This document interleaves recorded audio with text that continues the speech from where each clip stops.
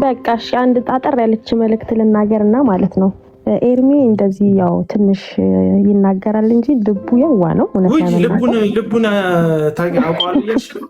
እሺ በቃ ቤል ያሁን እኔ ጀመርሽ የኔስ ልብ እንዴት ነው ስታዩ? ባንቺ አንተም የዋ ነህ እንዴ? ወንጌል አማኝ አይደል? የዋ ሆነና እንደዚህ እንትን ምንድነው ፍልስጤምና እስራኤል ራሱ እንደዚህ እኮ አልተፋጁም። በዚህ በሁለት ዓመት ያርፋሉ። የጦር ተኩስ ማቆም ስምምነት ምናምን ይስማማሉ። ልባችሁ የዋ ነው ምናምን የሚለው ለእግዚአብሔር እንተው። ይኸውልሽ ልባችሁ የዋ ነው ምናምን እንተው። እኔ አሁን ለምሳሌ ሻካራ ጠንካራ ቃላቶች ነው የምጠቀመው። ብዙም አፍቃሪ አልመስልም፣ ልመስላችሁም አልችልም። ብዙ ሰዎች ጠላቻ ምናምን ሰው ሞድም ምናምን አይመስላቸውም። አይምሰልክ መሰላል መሰል። እሱ ደግሞ መሀል መሀል ላይ ይንዘፈዘፋል፣ ያለቅሳል። ማሳዳጁ ግን ራሱ ነው። መንፈስ ቅዱስ ካንተ ጠፍተው ምናምን። ከዛ በሁለተኛው ቀን ይመጣና ጌታስ እንትን ሲልክ አየሁኝ፣ ሲነቅል አየሁኝ በህልሜ ደግሞ ይላል። ሰውን በህልም ያስፈራራል ምናምንና ሙዱ ነው የዋ እንዲመስላችሁ አድርጎ ስሎባችኋል ራሱ። ይሄ ደግሞ ቆንጆ ነው። እንደ አንድ ፖለቲከኛ እንደ አንድ በሃይማኖት ስም እየሰበኩ መኖር ለሚፈልግ ሚዲያ ላይ ሰውን ለመቆጣጠር ለሚፈልግ ጥሩ ገጽታ ነው። እንደ አጋጣሚ ሆኖ እኔ የላይቭ ኤክስፒሪየንስ ከነ ኤርሚያስ ያነሳል። የላይቭ ኤክስፒሪየንስ እና በኤክስፒሪየንስ ስለሚበልጡኝ እንዴት እነሱ ስም እንደሚገነባ እንዴት ለነሱ ሰው ማሽቃበጥ አሽቃባጭ አድርገው ለራሳቸው ሰው እንዴት እንደሚመለምሉ አላቅም ነበር። ስለዚህ እኔ ሰው ሳልመለምል ወደ ጦርነቱ ገባው። ለእኔ የሚከራከርልኝ፣ የኔን ፎቶ የሚያደርግልኝ፣ ለእኔ የሚሳደብልኝ፣ ለእኔ የሚናደድልኝ ሰው አልፈጠርኩም፣ አልሰራውም። እግዚአብሔር ይመስገን ደግሞ እድለኛ ነኝ እንኳን ያልሰራው። ምክንያቱም ከእግዚአብሔር ጋር እውነት ብቻ የያዘ ሰው ሌላ ደጋፊ አያስፈልገውም ብዬ አስባለሁ። እነሱ ግን በ10 ዓመት ቆይታቸው ይልሽ እነሱ በ10 ዓመት ቆይታቸው ካዳሚ ያላቸው ልክ እነ እዩ ጩፋ ተከታዮች እንዳላቸው እነ ዮናታን አክሊሉ የሚሳደብላቸው የሚናገርላቸው ተከታይ ፎቶ የሚያደርግላቸው ቻሌንጃቸው የሚቀላቀልላቸው ተከታይ እንዳላቸው እነ ኤርሚያስ ወይም እነ ቀለመወርቅ አይተንፍሱ እዚህ ሚዲያ ላይ በቃ እነሱ ሲነኩ ፌንት የሚሰራላቸው በእነሱ መልክና አምሳል የቀረጹት ስለራሳቸው በጣም ጠቅጥቀው የዋህ እኮ ነው ምናምን የሚሉላቸው ሰዎች አሏቸው። እና ይሄ ደግሞ ራስን ከመስበክ የመጣ ነው። ሐዋርያው ቅዱስ ጳውሎስ ሲናገር ራሳችንን ቀላቅለን አልሰበክናችሁም ይላል። የኤርሚያስን ስብከት ስሙት። 40-60 ነው። እንደው 60% እንኳን ስለገድል 30% ስለገድል ቢያወራ 30%ን ስለ ጌታ ቢያወራ 40%ን ግን ስለ ራሱ ነው የሚያወራው። ከገድልም የበለጠ ስለ ራሱ ያወራል፣ ከኢየሱስም የበለጠ ስለ ራሱ ያወራል። ዝም ብላችሁ ስሙት። ያወራና ስብከታችሁ መሀል ላይ እኔ እረኛው ምናምን እንትን ላይ እኔ እረኛው እንትን ካዳሚው ምናምን አንተም እኮ አለ ይለኛል አሉ እኮ ሰላም ትመችኛለሽ። እኔ አቤል አቡና የሚወዱኝ አላማዬ አጀንዳ የገባቸው ሰዎች ናቸው። ለምሳሌ በውስጥ በኩል ሂጅ አልጀነጀናቸው። እስቲ ተናገሩልኝ ብዬ ፕሮፋይል ፒክቸር ቀይሩልኝ ብዬ አልጀነጀናቸው። ምንም አላቸው። አንድ ጊዜ ፕሮፋይል ፒክቸር ቀይሩ ብያለሁ። መስቀል ሚዲያ እሱም እንደ ሚዲያ የሁሉም ሰው ሚዲያ ነው ብዬ ስለማምን ነው፣ በግሌ ስለማምን ነው እንጂ በውስጥ በኩል እስቲ አሁን እንትናን አታክ እናደርገዋለን ምናምን ብዬ እንደ ጦር ሰራዊት ማዘምተው ኦዲየንስ የለኝም። ለዛ ነው ዩቲዩብ ላይ የተቀዳ ቪዲዮዎችን ሳይ አብዛኛውን የሚሰድበኝ ሰው ነው ያለው። እና ምንድነው ችግሩ ስል ማወራው አይደለም ችግሩ፣ ከማወራው በላይ የሚሰሙኝ ሰዎች ሌላ ሰው ሰምተው የአእምሯቸው የደፈኑ ሰዎች ናቸው። እና እንደዛ ነው ያለው ነገር። እኔ ጌታን የምትወዱ እንድትሆኑ ነው የምፈልገው። ማንን ይሄ ነብይ ነኝ ምናምን ነኝ አፖስትል ነኝ ፓስተር ነኝ ምናምን የሚል እግዚአብሔርን ቃል እንደ እግዚአብሔር ቃል ክብሩ ሲናገሩ አሜን እንድትሏቸው፣ እግዚአብሔር ላይ ብቻ እንድትጣበቁ፣ በተለይ ከግለሰቦች ነፃ እንድትወጡ ነው ጥረቴ ሙከራዬ። ያንን እንደው ሰምታችሁኝ ካደረጋችሁ እሰየው፣ ተሳክቶልኛል። ካልሰማችሁኝም ተሳክቶልኛል። ምክንያቱም እኔ ከስኬት ነው የጀመርኩት አገልግሎቴ፣ ኢየሱስን ብቻ ከመያዝ ማለት ነው። እሺ ከላክልኝ ያስገባለሁ። እንደዛ ነው። እሺ አልፋ ኦሜጋ የሚለው አካውንት ባለቤት አራዳማ ስላለው አልሄድበትም። ልዩ ጩፋ የምርጫ ቅስቀሳ ይመስል እንደ አሜሪካ ፕሬዝዳንት በየከተማው ይዞራልና ልክ እዚህ ነቀምት ላይ ለሰባ ፈረሰኞች እከፍላቸዋለሁ ብሎ ሳይከፍላቸው ይሄዷል። እና እዚህ አሁን አዳማ ያላችሁት አጃቢዎች በፈረስ ምናምን በእንትን ያጀባችሁ ሰዎች አደራችሁን ፕሮግራሙ ካለቀ በኋላ ከፍላቸዋለሁ ካላችሁ ሸውዷችሁ ነው የሚሄደው። ፈረሰኞቹ ታዲያ ዝም ብለው ፈረሳቸውን ዝም ብለው እሱ ፊት ለፊት የጋለቡ ይመስላችኋል? እንዲህ ነቀምት ያለው ፕሮግራም ላይ ይከፈላችኋል ተብለው እኮ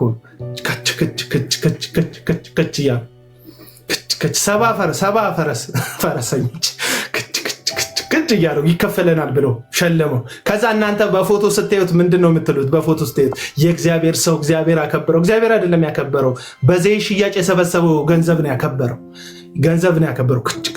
ይላሉ ሞተረኞች በየክፍለ ሀገሩ የምታዩቸው እንዲህ በቃ የእግዚአብሔር ሰው መጣ ብለው ነዳጃቸውን እየጨረሱ ይመስሏቸው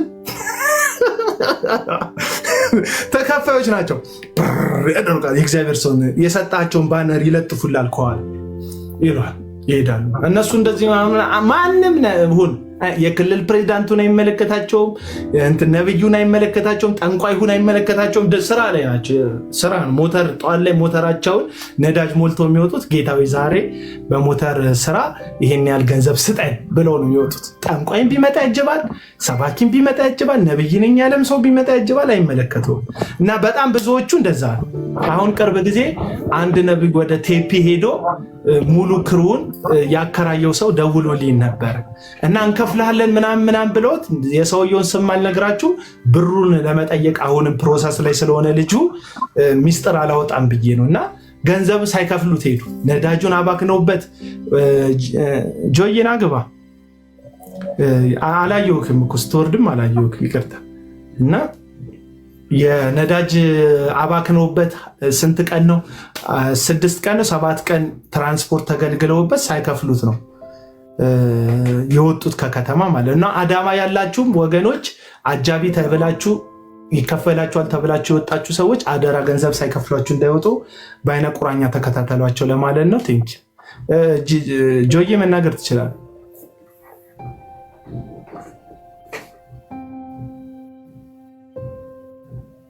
ጆ 1 ቁጥር ጽፈሃል። ድምፅ አይሰማኝ።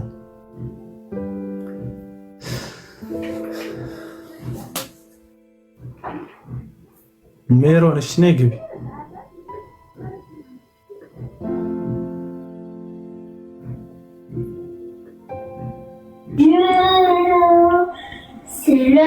Désolé Grèce, mais tu vas quitter ta famille. ሜሮን እሺ ኢየሱስ ክርስቶስ የሚለው አካውንት ባለቤት መናገር ትችላለህ። አውሪ ኢምፖርታንት ያስቸኮለች ነገር ካለ አውሪ። እናስቀድም አላስገባም ስላልከኝ ነው። እሺ ሄሎ አቡና። እሺ ቀጥይ። ይሰማል? አዎ ይሰማል። እህታለም ይሰማል። እሺ በቅድሚያ በጣም እንደምወድህ ከእውነት ነው የምነግርህ። ሁሌ ታጠፋኛለህ ምናምን ግን እከተልሃለሁ። ለምን የኔ ሀሳብ አንተ ጋር አለ ብዬ አስባለሁ እኔ ማለት ነው።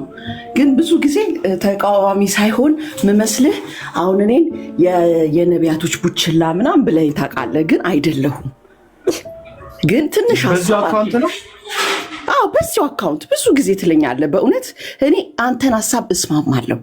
ግን ዛሬ እድሉን ስላገኘው በጣም ደስ ብሎኛል። ሌላም ቦታ መቼ ለታም አቡና እሺ አይልም ስል እንትን አደረከኝ፣ አስወጣኸኝ ከሆነ ሰው ቤት።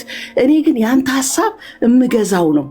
ግን ደግሞ በዛ ላይ ግን ትንሽ ተቃውሞ አለኝ እና የተለየ አሁን ቅድም ኤርሚያስ ጋር ቢሆን አይቻልም ስትል እኔ ታዘብኩኝ ከስሮኜ። ለምን ብዙ ቀን ከልክለኸኛል። እኔ ምንድነው ሀሳቤ በውስጤ አቤል ትንሽዬ ለውጥ ያስፈልገዋል ብዬ አምናለሁ።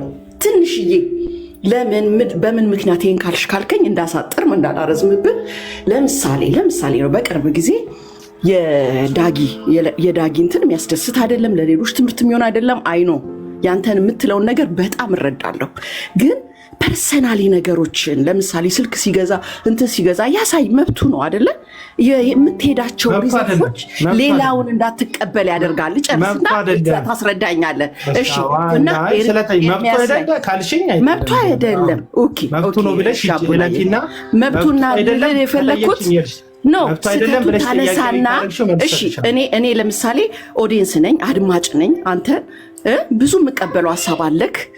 ግን እዛ ላይ አስተያየት እሰጣለሁ። ምንድነው ኦቨር ስትሄድ ምን ያደርገኛል እንዴ ብዬ ሰዎቹን አቤላ አበዛው ወደሚለው ሄዳለሁ። ብዙ ጊዜ ዋና ፖይንቱን ተውና እኔ ሐሳቤ ያንተ ሐሳብ ነው እኮ አልኩ ምገዛው ነው እንዳለ።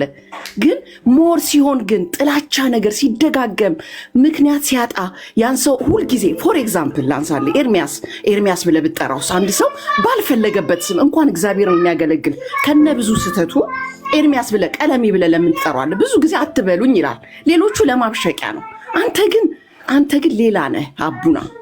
ለምን እኔ ሰማሃለሁ ግን ቀለሜ ስትለው አሁን እኔ እሱንም ኤርሚያስ ላይ ብዙ የምቃወመው ነገር አለ ብዬ አውቃለሁ።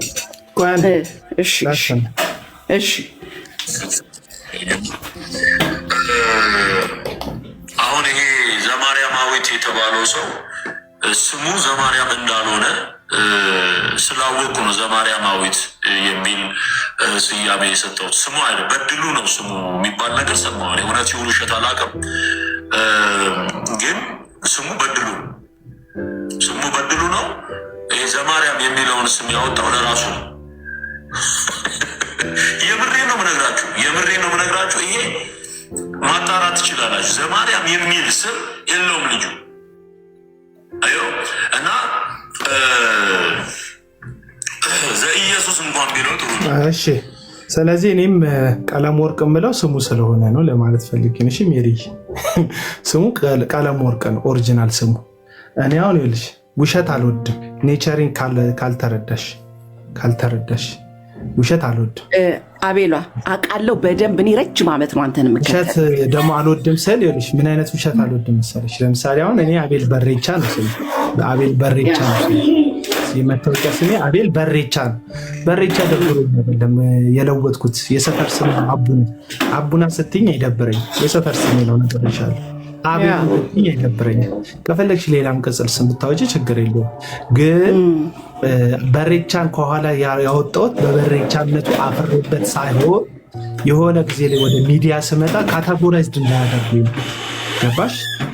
በሬቻ ሲባል የኦሮሞ ስም ገባሽ? እዛ የሆነ ነገር ውስጥ እንዳይከተት ነው። በቃ ይሄ ስም የአባቴ ስም ነው፣ አከብረዋለሁ። ፈልጌ አይደለም ኦሮሞ የሆንኩት። ጠልቼውም አለ። ኦሮሞነት የሚናቅ አይደለም፣ የተከበረ ህዝብ ነው፣ የምወደው ህዝብ ነው። በጣም በቃ የምቀበለው ህዝብ ነው። ባልቀበለው ማንነቴ ምንም እንትን የለውም። እና ግን የሆኑ ሰዎች ወንጌል ስለያዝኩኝ ካታጎራይዝ እንዳያደርጉ ማህበረሰብን ሁሉ እንደምቀበል እንዲታሰብ አቤል አቡና ብዬ ነበር በቅጽል ስሜ። ስለዚህ አቤል አቡና ደቡብ የሚመስለው ሰው አለ፣ ሌላም የሚመስለው ሰው አለ፣ የክፍለ ሀገር ልጅ የሚመስለው ሰው አለ። የአዲስ አበባ ልጅ መሆኔን የሚያውቃል። አይመለከትም፣ የኔ እንትን አይመለከተኝም። ግን በቃ እንደዛ ብያለሁ። ይሄው ግልጹ ነግሬሻለሁ። ምንድነው ማስረጃ ካልሽኝ መታወቂያንም ያሳይሻለሁ ከፈለግሽ። ቀለም ወርቅ አይተንፍሱ ይልሽ ገንዘብ ሲልኩለት በተለይ እዛ ሀገር ያሉ ሰዎች ገንዘብ ሲልኩለት አሁንም ድረስ ቀለም ወርቅ አይተንፍሱ ስሙ። ገባሽ? ያ እኔ እኮ የኔ ጥያቄ መልስልኝ አቤላ። አንተ አቤላ አትበኝ ብትለኝ አቤላ እኔ መባል አልፈልግም ካልከኝ ምን ችግር አለው? አንተ በማትወደው ነገር እኔ ባልጠራክ። ስለዚህ ይኸውልሽ ቀለም ወርቅ ለምን አሁን ጥሩ ነገር አትበለኝ ካለ ቀለም ወርቅ አትበለኝ ካለ እኔ ቀለም ወርቅ አትበለኝ ማለት ይኸውልሽ ይሄን ያለ አቤልዬ የኔ ሐሳብ ቀለም ወርቅ አትበለኝ ካለ በመታወቂያ በአዲስ ይኸውልሽ ሜሪዬ በአዲስ ዘመን ስሜን ቀይሬያለሁ ማለት የለበትም። ውሸት ስም በቃ ጠለዋለሁ፣ አፍርበታለሁ። የገጠር ስም ነው፣ የፋራ ስም ነው፣ የኋላ ቀር ስም ነው፣ ያልሰለጠነ ስም ነው። እኔ ደግሞ አራዳ መሆን ነው ፈልገው። ስለዚህ እርድና ደግሞ የሚገልጽልኝ ኤርሚ ማለቱ ነው።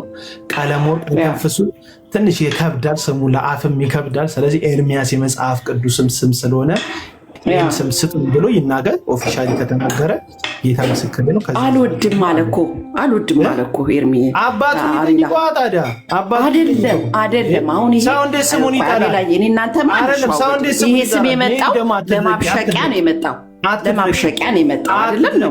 አትድረቂ። ስሙን ለምን ይጠላል? ስሙ እንዲያውን አሻንተ ጠይቂ ራስሽ። እኔ አላውቅም። እኔ እዛ ድረስ እኔ አሁን ምን መሰለኝ ስሙን ለምን ይጠላል? አንድ ሰው አባቱ ያወጣለትን ስም የአባቱን ስም ለምን ይጠላል? እኔ ተፈልጋችሁ ካሁን በኋላ አቤል በሬቻ ብላችሁ ጠየቅኩክ። አሁን ብትለኝ አንተ አቤል አትበይም ብትለኝ ምን ችግር አለው? አቤል ባልልህ ምን አንተን የሚያሳዝንህ ከሆነ አንተ ማትደሰትበት ከሆነ የኔ ፐርፐስ ምንድነው? አትጥሩኝ ባልክ ስም ስጠራክ ጠይቂው እሱ እንዳልሆነ ስላወቁ ዘማርያማዊት የሚል ስያሜ የሰጠው ስሙ አይደል፣ በድሉ ነው ስሙ የሚባል ነገር ሰማሁ። እውነት ይሁን ውሸት አላውቅም፣ ግን አይሽ ሰውን በስሙ ነው መጥራት ያለብሽ። በተለይ በመታወቂያ ስሙ ወደደውም ጣለው ምን አገባኝ። አራቢላ እግዚአብሔር እውነቴን ነው። ስሙ አይደለማ እንተ ኤርሚያስ ስሙ አይደለማ። በውሸት ስም ጋሺ እሺ፣ አትጥራው፣ በውሸት አትጥራው። ቀጥሎ ያለው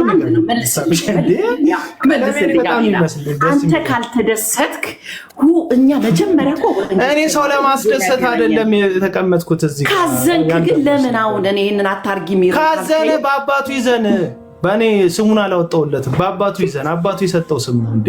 ሜሪ ደግሞ ለምንድን የምትገጀሪው? አንቺ እራስሽ ካዘነ በአባቱ ይዘን በጣም ነው እንጂ የገጀርሽው ሜሪ። በዚህ ነው ተው እንጂ መነሻ እኮ አለን አይደለ? መነሻ አለን። ሁላችንን የሚያገናኘን ወንጌል ነው አይደለ? ያ ነገር ደግሞ ወንጌል እኮ ያገናኘን አይደንቲፋይ ያገናኛችሁ ወንጌል ነው። ስምዖን የተባለው ጴጥሮስ ይላል መጽሐፍ ቅዱስ። ወንጌል የምትይው ስምዖን የተባለው ጴጥሮስ ስምዖንን አይተው ከዛ ግን ጴጥሮስ ይላል። እኛው ሰጣው ማን ነው? ሌላ ሐሳብ። እሺ በቃ በዚህ ካልተስማማይ ለሌላ ጊዜ ግን ለህሊና ካስብበት ለሌላ ጊዜ ሌላ ሐሳብ አለኝ። እንዳላቆይክ አቤላ አንድ ጥያቄ አለኝ። አትበለው ደስ ካለ በለው። ግን እኔ እሱን ለማስደሰት ጥረት እሱን ለማስደሰት እኮ አይደለም አቤላ፣ የኔ ሐሳብ ነው። ኦኬ ጥሩ ጥያቄ እንድሰማክ ፎር ኤግዛምፕል አቤላ ጊዜ ወስደን ነው የምንሰማህ። ለምሳሌ እኔ ጊዜ ነው ስጂ እሰማሃለሁ አንተን ማለት ነው የምትላቸው ነገሮች ከዛ ውስጥ ማልስማማበት ቢኖርም እሰማሃለሁ።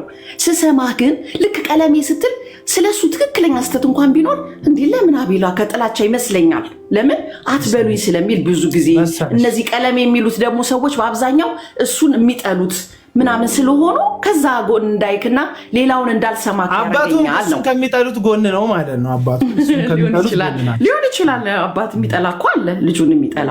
እሺ እኮ እሳቸውም ከእሳቸው እኔ አሁን እሳቸው ጠልተው ከሆነ ያወጡለት ከእሳቸው ጥላቻ ጋር ልጃቸው። እሺ አቤላ እሺ። እኔ ግን ማለት ነው የኔ ሀሳብ ጠቅላላ ግን ይሰማል። አዎ ይሰማል። ለምሳሌ አሁን ከአንተ ጋር ሁሌ እኔ መቀጠል እችላለሁ፣ እፈልጋለሁ፣ መስማት እፈልጋለሁ። ግን የተለየ ሀሳብ ሲኖረኝ እንትን አትበል። እኔ አሁን ለምሳሌ የምትለውን ሰውዬ ከአንተ አፍ ነው የምሰማው እንጂ የምከተለው አይደለም። ልከተለው ለአንድ ደቂቃ አቅም የሌለኝ ሰው ነኝ። ግን ብዙ ጊዜ እዩ ጩፋ ይሄ ምናምን የምጠራቸው አንተ የምጠራቸው እኔ ማልከተላቸው ሰዎች ናቸው። ግን ብዙ ጊዜ ለእኔ ያልከኝ አትሳሳት፣ ከአንተ የተለየ ሀሳብ ያለው ሰው አለ። የነዛ ተከታይ የእንትና ፈረስ ካልክ ግን አቤሎ አንድ ልጨርስልህ። ከአንቺ ጋር ገብቶኛል። እኔ ኮመንት አነባለሁ ሰዎችን ሀሳብ መረዳት ፈልጋል እንደማይ እንደዚህ ምናምን ብዬ አላወራም። አያለው ኮመንት እና ኮመንት አንድ ጊዜ ጽፈሻል አይችሻል፣ ሁለተኛ ከጻፍሽ፣ ሶስተኛ ኮፒ ፔስት ከተቸገርሽ ገባሽ ኦብሰስ ድኮች በጉዳዩ ላይ ለነዛ ሰዎች ተከታይ እንደሆንሽ ይሰማኛል። ተሳስቼ እኮ ሊሆን ይችላል ተሳስቼ እንዳልሽ ሊሆን ይችላል። ግን አንተን ልቡ ምንድነው? ለዚህ ነው በቃ ድግግሞሽሽ ነው ያንን ድግግሞሽ እኔ ደግሞ ተቃራኒ እንትን አይደለም። ይሄ በስድብ በምናምን አይደለም። ለምን ነው ስድብ ብቻ እኮ አይደለም። መቃረን ማለት ተቃራኒ ስድብ እኮ አይደለም። አንድ ኮመንት ድግግሞሽ ሲኖረው በዛ ነገር በጣም ተይዘሻል ማለት ነው በጉዳዩ ላይ። ስለዚህ በዛ ጉዳይ ሊያዙ የሚችሉት እንዳንቺ ሊያዙ የሚችሉት ደግሞ ካዳሚዎቹ ናቸው። አንቺ እኮ አይደለሽ። አንቺ ግን ኮመንቴሽን እዚች ጋር ብዙ ቀን አልሰማ ስላልከኝ እደጋግማለሁ። ገባ ባገኘው አቤላን ባገኘው ብዬ ነው። እኔ ግን ብዙ ጊዜ ከተላለው እኮ ባገኘው በቃ አቤላ ብዙ ሰዎችም ሲሉ ካስቴ ሲሰጡ ካያለው። ግን እኔ የራሴን ማለት ነው አቤላ ትንሽ ይብታስተካክል ምናምን የሚል ነገር አለኝ። ግን ሌሎቹም ሲሉ ክሰማለሁ። እኔ ግን እድሉን ባገኝ ስለሆነ ብዙ ጊዜ አውቄ አንተ ላይ እንትን እላለሁ፣ ኮመንት ጽፍላለሁ ምናምን እንድታየኝ። አንተ ግን ተቃራኒ ያሳለው። ለሌላ ጊዜ ግን እሺ በቃ ለሌላ ጊዜ ግን ከስር ያለ በጣም ብዙ ማስተካከል ያለብኝ ጉዳዮች አሉ። የሚቃወም ወይም ደግሞ ሀሳብ ያለው ሰው ሁሉ እንትና ቡችላ አይደለም። የእግዚአብሔር ቃል የምንሰማ በእውነት መሄድ የምንፈልግ ሰዎች አለን።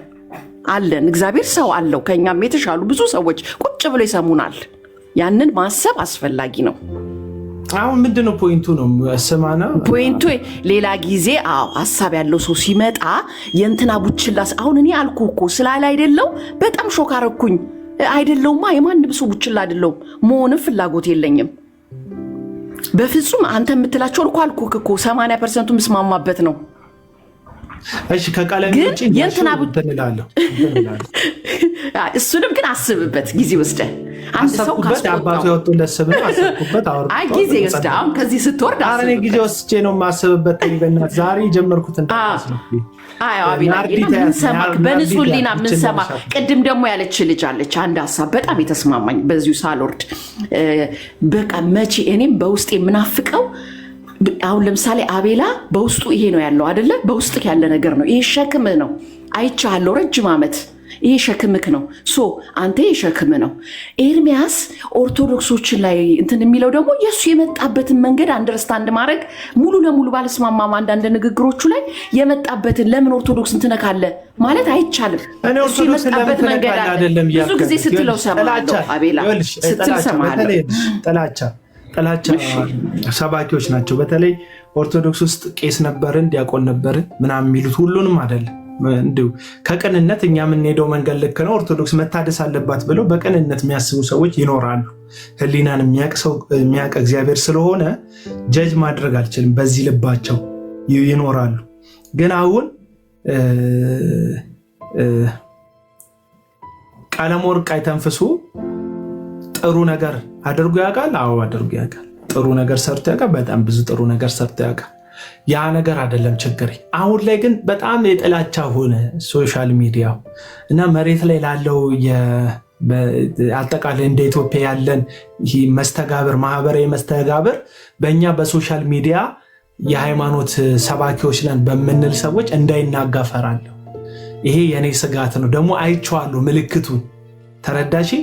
ይህንን እንደውም ባወራበት ጥሩ ነው ለአንቺ እንድትረጅኝ ጠቅላላ ሁኔታ። በተለይ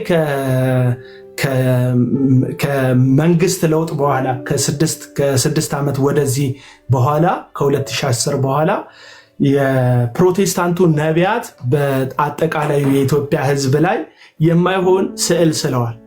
ምንድን ነው የተሳለው ስዕል መሰለሽ? መንግስት የፕሮቴስታንት መንግስት እንዲሆን የአንበሳውን ድርሻ እንዲመስል የአንበሳውን ድርሻ የወሰዱት ሐሰተኛ ነቢያቶች ናቸው፣ ወይም ቴሌቪዥን ያላቸው ግለሰቦች ናቸው።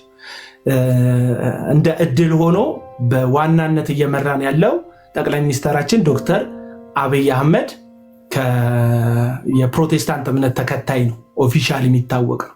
ከዛ ጋር ተያይዞ እኚህ ቤተ መቅደስን ከቤተ መንግስት ጋር አስደግፈው ገባሽ የፖለቲካው ተጠቃሚ መሆን የሚፈልጉ ግለሰቦች ፖለቲካው አይደለም ኢንቫይት ያደረጋቸው ራሳቸው፣ ብልጽግናም አይደለም ኢንቫይት ያደረጋቸው ራሳቸውን፣ ግን ወደ ቤተ መንግስት አጥር ያስጠጉ የቤተ መንግስት አጥርን ተደግፎ ደግሞ ስልጣን ላይ ላሉት ሐሳቡ እንትኖች መሪዎች፣ ባለስልጣኖች ጥሩ ነገር እግዚአብሔር የተናገራቸውን አይደለም ሊያስደስት ይችላል የሚሉትን ጥሩ ነገር በሚዲያ የሚናገሩ ሐሰተኛ ነቢያቶች እዚህም እዛም ፈልቀዋል። እነዚህ ግለሰቦች ደግሞ ፕሮቴስታንቱ በሌላው ቤተ እምነት፣ በሌላው ማህበረሰብ፣ በሌላው ህዝብ መካከል ጥሩ ግምት እንዳይሰጠው እያደረጉ ነው። ማህበረሰብና ማህበረሰብን እያቃቃሩ ነው በእኔ አማርኛ። እና ምን አይነት ነገር ተፈጠረ መሰለሽ? ብልጽግና የሚወስናቸው ፖለቲካ ላይ ያለ ድርጅት ሁሌ ትክክል ሁሌ ጽድቅ አይወስንም። ለፖለቲካ ለራሱ ፖለቲካ የሚስማማውን ትክክለኛ ነገር ይወስናል። ህዝቡ ሲያዩ ደግሞ ይሄ ነገር ልክ አይደለም የሚለውን ነገርም ሊወስን ይችላል። ለጥፋቱም ተጠያቂ ለልማቱም ተደናቂ መሆን ያለበት ስልጣን ላይ ያሉት መሪዎቻችንና ፓርቲው ነው እንጂ ፕሮቴስታንት እንደ ፕሮቴስታንት ሃይማኖቱን ነው ይዞ ሃይማኖት ፖለቲካ ላይ ጣልቃ አይገባም፣ ፖለቲካ ሃይማኖት ላይ ጣልቃ አይገባም የሚል የተደላደለ ህገ መንግስት ያለን ሀገር ስለሆነ ሃይማኖታችን ላይ ብቻ ነው ማተኮር ያለብን። ወንጌል ነው መስራት ያለብን። ወንጌል መስበክ ላይ ነው ትኩረት ማድረግ ያለብን። እነዚህ ሰዎች ግን የወንጌል ስብከቱን ወደ ከፖለቲካው ጥቅም ለማግኘት ብለው በራሳቸው ተነሳሽነት በጣም በቃ እንደዚህ አብይ ይሄን ዓመት ይገዛል፣ እንደዚህ ይገዛል፣ እንደዚያ ይገዛል ብለው ሌላው የሚሰማቸው ማህበረሰብ የሁሉም ነገር ተካፋይ እንደሆነ አድርገዋል። ለምሳሌ የትግራይ ጦርነት ብታነሺ ማይመለከታቸው ዘማሪዎች ከመከላከያ ጎን ነኝ ምናምን ይላል። ኦፍ ኮርስ ሁላችንም ከመከላከያ ጎን ነን። እርስ በርስ ለምናደርገው ፍጅት ግን እንደ ሃይማኖት ሰባኪ የእርቅና የሰላምን ስብከት ነው መስበክ ያለብን። ለምን ስትይ መጽሐፍ ቅዱስ የሚናገረው የሰው ልጅ የሰውን ነፍስ ሊያድን እንጂ ሊያጠፋ አልመጣም የሚል ቃል የተደላደለ ቃል አለ። ቤተክርስቲያን ነፍስ ስለማዳን ነው መኖሯ፣ መሰንበቷ፣ መቀጠሏ የሰው ነፍስ እንዲድን ነው። በጦርነት ምክንያት ከጠመንጃ አፍ የሚወጣ እሳት ግን ነፍስ ነው የሚገለው። ወንጌል ያልደረሰውን ነፍስ ይገላል። ሰዎች የምስራቹን ሳይሰሙ በጽድቅ ሳይመለሱ በንስሐ እግዚአብሔር ህይወታቸውን ሳያስተካክሉ እንዲሞቱ ያደርጋል። እዛ ጦርነት ውስጥ ዘማሪ የጉዳዩ አካል ሆኖ ፖስት ማድረግ፣ ሰባኪ የጉዳዩ አካል ሆኖ ፖስት ማድረግ የለበትም። ገባሽ? እንደ ቤተ ክርስቲያን አገር ሰላም እንድትሆን አገር ቀና እንድትሆን ህዝብ ከህዝብ ጋር እንዲዋደድ እንዲፋቀር ማድረግ ነው ያለብን። እዚህ ውስጥ የሁሉም ስህተት ተካፋይ እንዲሆን ያስመሰሉ ሐሰተኛ ነቢያቶች አሉ። ትንቢት በመናገር የሆነ ነገር በማድረግ የሆነ ነገር፣ ይሄ ደግሞ በማህበረሰብና በማህበረሰብ መካከል መቃቃር ይፈጥራል። ይሄ ኮንሰርት መቃወመውን ኮንሰርት ከዚህ ጋር ተያይዞ ጦርነት በተከሰተበት ኢትዮጵያ ህዝብ የተራበ ህዝብ ባለበት ቦታ ላይ ቤተክርስቲያን ለዝማሬ ብላ የምታወጣም በሚሊዮን የሚቆጠር ወይም ግለሰቦች በሚያወጡትን ሚሊዮን ህዝብ በሚሊዮን የሚያወጡትን ገንዘብ ወደ ሆነ የጦርነት ቀጠና ላይ 2-3 አይሱዙና ኤኔትሪ ምግብ ብንልክ፣ ህፃናት የሚታከሙበት የህክምና እንትን ብንልክ፣ ከዛ ተደራሽነቱን ጠብቀን ይሄ ለአመፀኛው ለነውረኛው በተቃርኖ መሳሪያ ለሚተኩሰው ሽፍታ የሆነ ቡድን ሳይሆን ትክክለኛ ለቆሰሉ በጦርነት ለተፈናቀሉ ሰዎች የሚደርስበትን መንገድ ብናመቻች፣ በዛ መንገድ ወንጌልን መድረስ፣ በዛ መንገድ ሰላምን መድረስ እንችላለን ብዬ አስባለሁ። ደጋሹ ማን ነው? አሁን ላይ ፕሮቴስታንቱ። ዘላዩ ማን ነው? ፕሮቴስታንቱ። ይሄ ደግሞ ገባሽ? ዘመን ይመጣል፣ ጊዜ ይሄዳል፣ የኢትዮጵያ ህዝብ ይቀጥላል። ነገና ከነገ ወዲያ ወንጌላችንን ወደ ሰሜን፣ ወደ ምስራቅ፣ ወደ ምዕራብ በምን ልብ ልናደርስ ነው የሚል ፍርሃት፣ ስጋት አለብኝ። ጭምጭምታውንም አይቻለሁ። እዚህ መሃል ላይ ሶሻል ሚዲያ ላይ ያሉ ሀገር ውስጥ የማይኖሩ እናታቸውን፣ አባታቸውን፣ እህቶቻቸውን፣ ልጆቻቸውን ውጭ ሀገር አስቀምጠው ልክ እንደ ትዝታው ሳሙኤል አይነት፣ ልክ እንደ ኤርሚያስ ቀለመወርቅ የተንፍሱ አይነት እነዚህ ሰዎች ውጭ ሀገር ነው ያሉት። ሃይማኖቱ በዚህ ያለው ጴንጤ ምንም የሚያስተውለው ነገር የለም። ግራና ቀኝ ከጊዜ ወደ ጊዜ ኦርቶዶክሶች ፕሮቴስታንት ላይ ያላቸው ጥላቻ ጨመረ። ወንጌል በወንጌል ጉዳይ ጠልተውን ከሆነ እሰየው። እንኳን በወንጌል ሐዋርያት በወንጌል ምክንያት ሐዋርያት ተጠልተዋል፣ ነቢያቱ ተጠልተዋል። ምንም ችግር የለውም፣ ተጠልተዋል። ግን በእኛ ክፉ ንግግር፣ በእኛ መጥፎ ቃላት አጠቃቀም፣ በእኛ የሆነ ነገር አጠቃቀም ምክንያት ሰዎች እንዲጠሉ፣ ሃይማኖቱ እንዲጠላ፣ ቤተ እምነቱን ሰዎች እንዳይወዱ ማድረግ። ልክ ያቺ ልጅ ባለፈው ምስለ ስዕል አድርጋ ጨምድዳ ቤቷ ድረስ የሆኑ የተናደዱ ወጣቶች የሚዲያ ላይክም ለማግኘት ሊሆን ይችላል፣ ተወዳጅነት ለሃይማኖታችን ቀናይነን ብለው ለሌላው ምስጋና ለመቀበል ሊሆን ይችላል፣ የምርም ተናደው ሊሆን ይችላል። የልባቸውን ጌታ ነው የሚያውቀው። እነዛ ልጆች ግን ሄደው እዛች ልጅ ቤት ማንኳኳታቸው ነገ የብዙዎቻችን ቤት ስላለማንኳኳቱ ማረጋገጫ አይደለም። ማረጋገጫ ሊሆን ይችላል፣ ማስጠንቀቂያ ደውል ሊሆን ይችላል። ፈርተን ዝም እንበል አንበል፣ በጥበብና በፍቅር እናደርገው ነው ከሌላ ቤተ እምነት ጋር ያለን። አሁን እኔ ነቢያትን ለምን በክፉ ቃል ትናገራለህ ምናምን ይላል። የቤት ውስጥ ጉዳይ ሲሆን በኃይለ ቃል መናገር አይቻልም። የደጅ ጉዳይ ግን እንደፈለጉ መሳደብ ይቻላል። ለምሳሌ እየነገርኩሽ ነው። ለምሳሌ ቀለመወርቅ የተንፍሱ በጣም ቃጠወጥ ንግግሮች ይናገራል። ጳጳሳቱ ላይ ፓትርያርኩ ላይ ብዙ ይናገር። ማንም ሰው ግን ይሄ ነገር ልክ አይደለም የሚል የለም። ለምን? ወንጌል ተብሎ ተፈርጇል እሱ አገልግሎት። ይሄ አገልግሎትስ ሐሰተኛ ነቢያትን ማጋለጥ የጠንቋይ ካዳሚ ናቸው ምናምን ስል በቃ ይሄ ልጅ እኮ አፉ ትክክል፣ ይሄ ልጅ እኮ በጌታ የዳነ አይደለም፣ ዳግም የተወለደ አይደለም ምን ይላል መጥቶ ጴንጤው። ለምን? ቤት ውስጥ ያለ ነገር እንዲጸዳ እንዲስተካከል የሚፈልግ ሰው ገባሽ አይደል?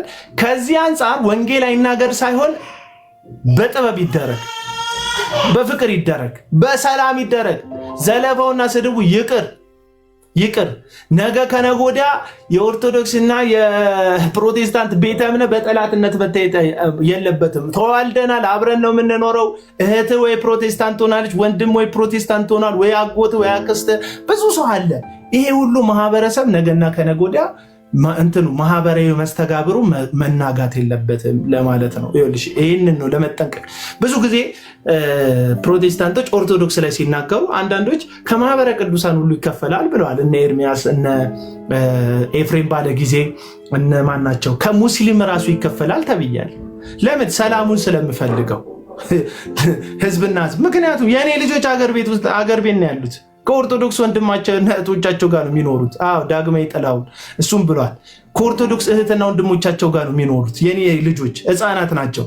ገባኝ? እነዚህ ልጆች በሱ አፍ መክፈት ምክንያት በሚፈጠርባቸው የስም መጠልሸት ተሳቀው መኖር የለባቸው። ትምህርት ቤት ውስጥ እንትን ማለት የለባቸው። ኢትዮጵያ በብዙ ነገር ተፈትናለች። በብሔር ተሞክረናል፣ በብዙ በኢኮኖሚ ተፈትነናል። በብዙ ነገር ተፈትነን ስናበቃ የሆነ ነገር ተፈተረን ስናበቅ አንድ ያለን ህይወታችንን ልንሰጥ። ኢትዮጵያ እኮ ዳቦ የሆነ ነገር ወጣ ሲባል ደቡብ ሱዳን እኮ መንግስትን ገልብጥ ይላሉ። ኢትዮጵያ ማለት ተረጋግቶ የሚኖር ህዝብ ተወደደበት አንገቱን ደፍቶ በጣም ጤነኛ ማህበረሰብ ነው። አሁን መጨረሻ እየሆነ ያለው በአንዳንድ አላዋቂዎች እጅ በሃይማኖት እየተፈተነ ተረዳሽ? በሃይማኖት እየተፈተነ ሰው ደግሞ ሃይማኖት ያለ ብሎ ነገ ሆ ብሎ ወጥቶ እርስ በርሱ ቢጫረስ ይሄ የወንጌል አጀንዳውም አላማውም አይደለም። ለዛ እንዲጠነቀቁ ሙከራ ማደርገው ሲስተር፣ ይሄ ነው አጠቃላይ ሀሳቡ። ጨርሻለሁ። አይመስልሽም ሜሪዬ? ሜሪ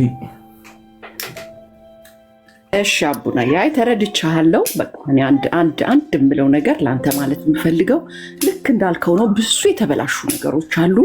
ቅድም እህቴ እንዳለችውን ከተቻለ አብሮ ሁሉም የዛን ሰው ነፃነት ሰጥቶ እንዲሰራ መተው፣ ለወንጌሉ መተው፣ አንዳንዱን ነገር መተው። አሁን እኮ ሰውን ግራ አጋባ ነው እኮ አቤላ፣ ግራ እኮ የተጋቡ በዚህ መሀል ደግሞ መዓት ነው የሚኖሩት።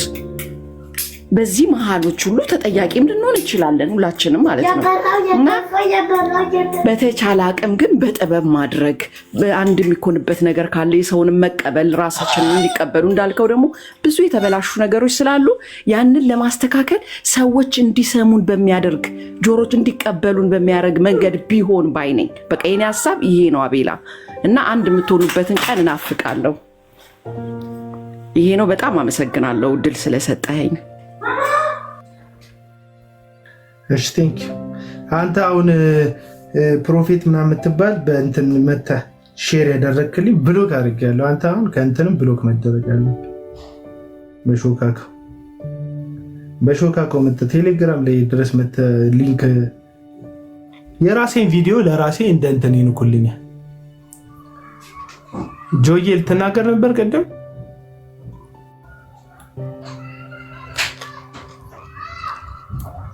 አቤልዬ አይ ቅድም ኔትወርክ እያስቸገረኝ ነበር። በጣም እንግዲህ ሰከን ብሎ አስተዋይ ለሆነ ክርስቲያን ነገሮችን መመርመር፣ ክርስቲያን ስንሆን መመርመር መቻል አለብን። እንደገና ምንድን ነው ለእግዚአብሔር ነው የተሰጠውት ካለ ሰው ክብሩን መጣል አለበት ብዬ አስባለሁ።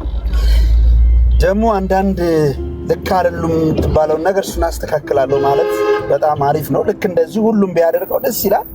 በተለይ አሁን የተናገርኩ ኦርቶዶክስ ላይ ማናችንም እንዳይሰራ አይደለም። ኦርቶዶክሳውያን ወንድሞቻችን ስለምንወዳቸው ልክ ያደለውን እኛ ልክም ነው ብለን ያወቅነውን እውነት ለመግለጥ ከፍቅር ውጭ የሚያስፈልግ ነገር የለም። በውስጥ ላሉት ይላል አንዳንድ ሰው፣ በውስጥ ያሉት እኮ አውቀው እኮ ነው። አሁን ነቢያቶቹ አውቀው እንጂ መንገድ ላይ ወንጌል መስበክ እስኪያቅተን ድረስ ሲሰደብ በእነሱ ምክንያት ብዙ ነገር ሲባል እያወቁ አይደል ምን ያመጣል ቶ ምናምን የሚሉት እነዚህ ሰዎች እንዴት ነው ለወንጌል ነው በቃ ወንድም ናቸው የሚለውን ነገር ለማየት የተሞከረው? ሁላችሁም እኮ ቻሌንጅ ተደርጋችኋል። በምትኖሩበት ሰፈር፣ በምትኖሩበት አካባቢ ቻሌንጅ እኮ ናችኋል። ድሮ ስለ ክርስቶስ ነው ጴንጤ የሚነቀፈው። አሁን ጴንጤ የሚነቀፈው ስለ ሐሰተኛ ነቢያት ነው። ስለ እንትናቸው፣ ስለ ዱርዬነታቸው፣ ስለ አመጻቸው አይደለ ስለሚያደርጉት ከመጽሐፍ ቅዱስ የወጣ ነገር አይደል እየተሸማቀቃችሁ ያላችሁ ሁላችሁ። ለምን እንደወደዳችሁት ለምን እንደደገፋችሁት እስኪ ራሳችሁን ጠይቁ። ራሳችሁ ዝም ብላችሁ ጠይቁ። እንደዚህ ጊዜ ተዋርደን እናውቃለን? እንደዚህ ጊዜ ወንጌል አማኞች ክብራቸውን አጥተው ያውቃሉ ወይ? በየቦታው መተረቢያ አይደለም ወይ? በሁሉ ነገር እንዴ! በጣም ከፍተኛ የሆነ መሸማቀቅና መዋረድ ያለበትን እንዴት ነው ያን ውርደት እንደ ክብር ያሰብነው? ለዛ መጋደል ያለበት ሁሉም ሰው ነው ብዬ አስባለሁ። ተጋደሉ ስለሚል ባይብል ተጋደሉ፣ ከእውነት ጋር አቁሙ፣ እውነትን ውደዱ ስለሚል ከእውነትም ስለተወለድን ማለት ነው እንጂ እከሌ ወዳጄ ነው እከሌ ቤስት ፍሬንድ ነው በሚል ሊሆን አይገባም። ተጋድሏችን ደግሞ ግማሽ መሆን የለበትም። በሁሉም ነው ሰይፋችን በሁሉም አቅጣጫ የተሳለ ሊሆን ይገባል እንጂ ለሰንበዲ ማይሰራ ሰይፍ ሊኖረን አይገባም። የእግዚአብሔር ቃል ሰይፍ ነው፣ በሁለት በኩል የተሳለ። እንደ ቃሉ ካልሆነ በቃ አልሆነም። ቅድም እህታችን ሙሉ እንደ ቃሉ እየጠየካት ነበር። እሷ ግን እንደ ቃሉ አልነበረም የምትመልሰው። እንደ እግዚአብሔር ቃል ከሆነ ጥርት ያለ ነገር ነው ስትናገር የነበሩ። ለምሳሌ ወንድሞች ማንን በመካከላችን ሐሰተኛ ነቢያቶች እንዳሉ ጌታም ተናግሯል፣ ሐዋርያትም ተናግሯል። ጳውሎስም በደንብ አስረግጦ ቤተ ክርስቲያን ደግሞ በጣም የተመሰገነችበት ሐዋርያንን የሚሉ ሐዋርያ ሳይሆኑ ሐሰተኞችን መርምረው ስላገኙ ነው። ያንን መርምረው ያላገኙ ቸል ያሉትን ደግሞ ሲነቅፍና እገላለሁ ልብና ኩላሊትን መመረምር እኔ እንደሆንኩ እስኪያውቁ ድረስ ከእሷ ጋር የሚያመነዝሩትን ኤልዛቤልን ቸል ብለዋል ተባለ። በዚህ ዘመን ዓለማዊነትን እያለማመዱን ለጣዖት የታረደውን እንድንበላ ለዓለም ማለት ነው ዓለማዊነትን እያለማመዱ ሰው ሁሉ ዓለማዊ ሆኖ እያለ እያያችሁ መስቀልን ጥሎ የክርስቶስ ኢየሱስን ዱካ ጥሎ በዓለም እንኳን የሌለ ነውሮች እየተደረጉ በእግዚአብሔር ቃል ይህንን መታገስ ማለት ለእግዚአብሔር ፍቅር እንደሌለን ያሳያል ወዳጆቹ። ስለዚህ ሰከን በሉ። አላነበባችሁ ይሆናል። አንድ ሰው ደግሞ አንብቦ ነገብቶት ውስጡን ካነሳሰውና ውስጡ መሸከም አቅቶት ያሸክም ሆኖበት ዋጋ እየከፈለ እያለ እንደገና እናንተ ሰይፍ መዛችሁ ምዛ ሰው ላይ መጣል የለባችሁ። ስለዚህ በሁሉም አቅጣጫ ክርስቶስ ብቻ ይክበር። አዘ ፕሮቴስታንተኛ ክርስቶስ ብቻ ብለናል። ጌታ ብቻ መክበር አለበት። እሱ ብቻ መሰማት መደመጥ አለበት። በቃ አለቀ። ማንም አይሰማ። መላእክት የለ፣ ሰው የለ፣ ማን የለ። ስለዚህ ኦርቶዶክሳውያን ወንድሞቻችን ቢሆኑ ካቶሊክ ቢሆኑ ሙስሊም ቢሆኑ እንዴ በፍቅርም ማንሰብካቸው ወንጌል ታዲያ ምን ይሰራል? ምንንስ አይተው ይመጣሉ? እሱም ሊታሰብበት ይገባል እንጂ መሰራት አለበት። እንደግፋለን ሁሉንም። ውሸት ደግሞ የትም ውሸት ነው። ለምሳሌ አንድ ኦርቶዶክሳዊ እኛ መካከል ያለን ውሸት ሲያወጣ ለመሸፈን መሮጥ የለብንም። ልክ ነው ወንድሜ ማለት አለብን። ልክ ነሽ እህቴ። እንደገና አንዳንድ ሰው እንዲህ ይላል፣ እነሱ ይሰድቡን የለ እነሱ እንዲሉን ታዲያ ምን ልታረግ ልትበቀል እንትን ብድር ልከብ አይ ምናምን የሚል ሁሉ አለ። ኔቨር እንጂ እኛ እንደ ክርስቶስ ሊተፋብን እንደ ክርስቶስ ኢየሱስ ልንናቅ ሰዎች ሁሉ በእኛ ላይ የፈለጉትን የመናገር መብት ሲኖራቸው እኛ ግን የመናገር መብት አይደለም ያለን። ጌታ ይባርካችሁ ብለን እውነታችንን በፍቅር መግለጥ ነው። ይሄ ደግሞ ጴንጤ የኖረበትም የመጣበትም ወይ ነው። አሁን ላይ ግን ያለው ልዩ ነው። ሌላኛው በጣም መመልከት ያለባችሁ መጨረሻ መነግራችሁ አጠቃላይ አሁን ነቢያት የሚባሉ ጠቅላላ ማለት ነው ከአፍሪካኖች ጋር ሊንክ አድርገው የሚያገለግሉ ፕሮቴስታንት ውስጥ ያሉ ኢቨን መሰረታዊ ትምህርት እንኳን አያውቁ። መሰረታዊ ትምህርት ነው የምላችሁ። ልዩ ኢየሱስ ነው የሚሰብኩን፣ ልዩ ወንጌል ነው የሚሰብኩን። ለዚህም ነው ልዩ መንፈስ ባይሆን ኖሮ ዓለም ወዳዳ ባላረጋቸው። ለትውልድ ያሰቡ ትውልድ እንዳይጠፋ ደቀ መዝሙር እንዲሆን ባሰቡ ነበር። አብያተ ክርስቲያናት ውስጥ እየዞሩ ኮንፈረንስ እያዘጋጁ ገንዘብ ባለቀሙ፣ ወደ ገጠር እየሄዱ ወዳልተደረሰበት ወንጌል ዋጋ ከፍሎ ባገለገሉ ነበር። እንዴ ተቀብተናል ባሉበት አካባቢ 4 ሚሊዮን ልጅ ሰስ ሆኗል። ጴንጤው ተገልብጦ ቢቀቡ ኖሮ የመጀመሪያ ምካቴ አድርገው ትውልድን ያስበልጡ ነበር። ግን አይደሉም። አያችሁ፣ የተላኩ መልእክተኞች አይደሉም። ቤተክርስቲያንን መንፈስ ቅዱስ እናንተን ለሾመባት ለቤተክርስቲያን በደሙ ለገዛት ተጠንቀቁ፣ ጠብቋት። ማንም ሐሰተኞች እንዳይናገሩ ቀና እንዳይሉ አደራ ላለው በኤፌሶን ተቀመጥ ያለውን ያንን ስለ ቤተክርስቲያን ጉዳይ የሚጨንቀውን ጳውሎስ ማየት ለምን ተሳነ? አንተ ማለት ጳውሎስ ነህ የምንለው ብዙ ሰው አለ። እሱ እንኳን ጳውሎስ ሊሆን ጳውሎስ ሆስፒታል አካባቢ ራሱ ደርሶ ያውቃል።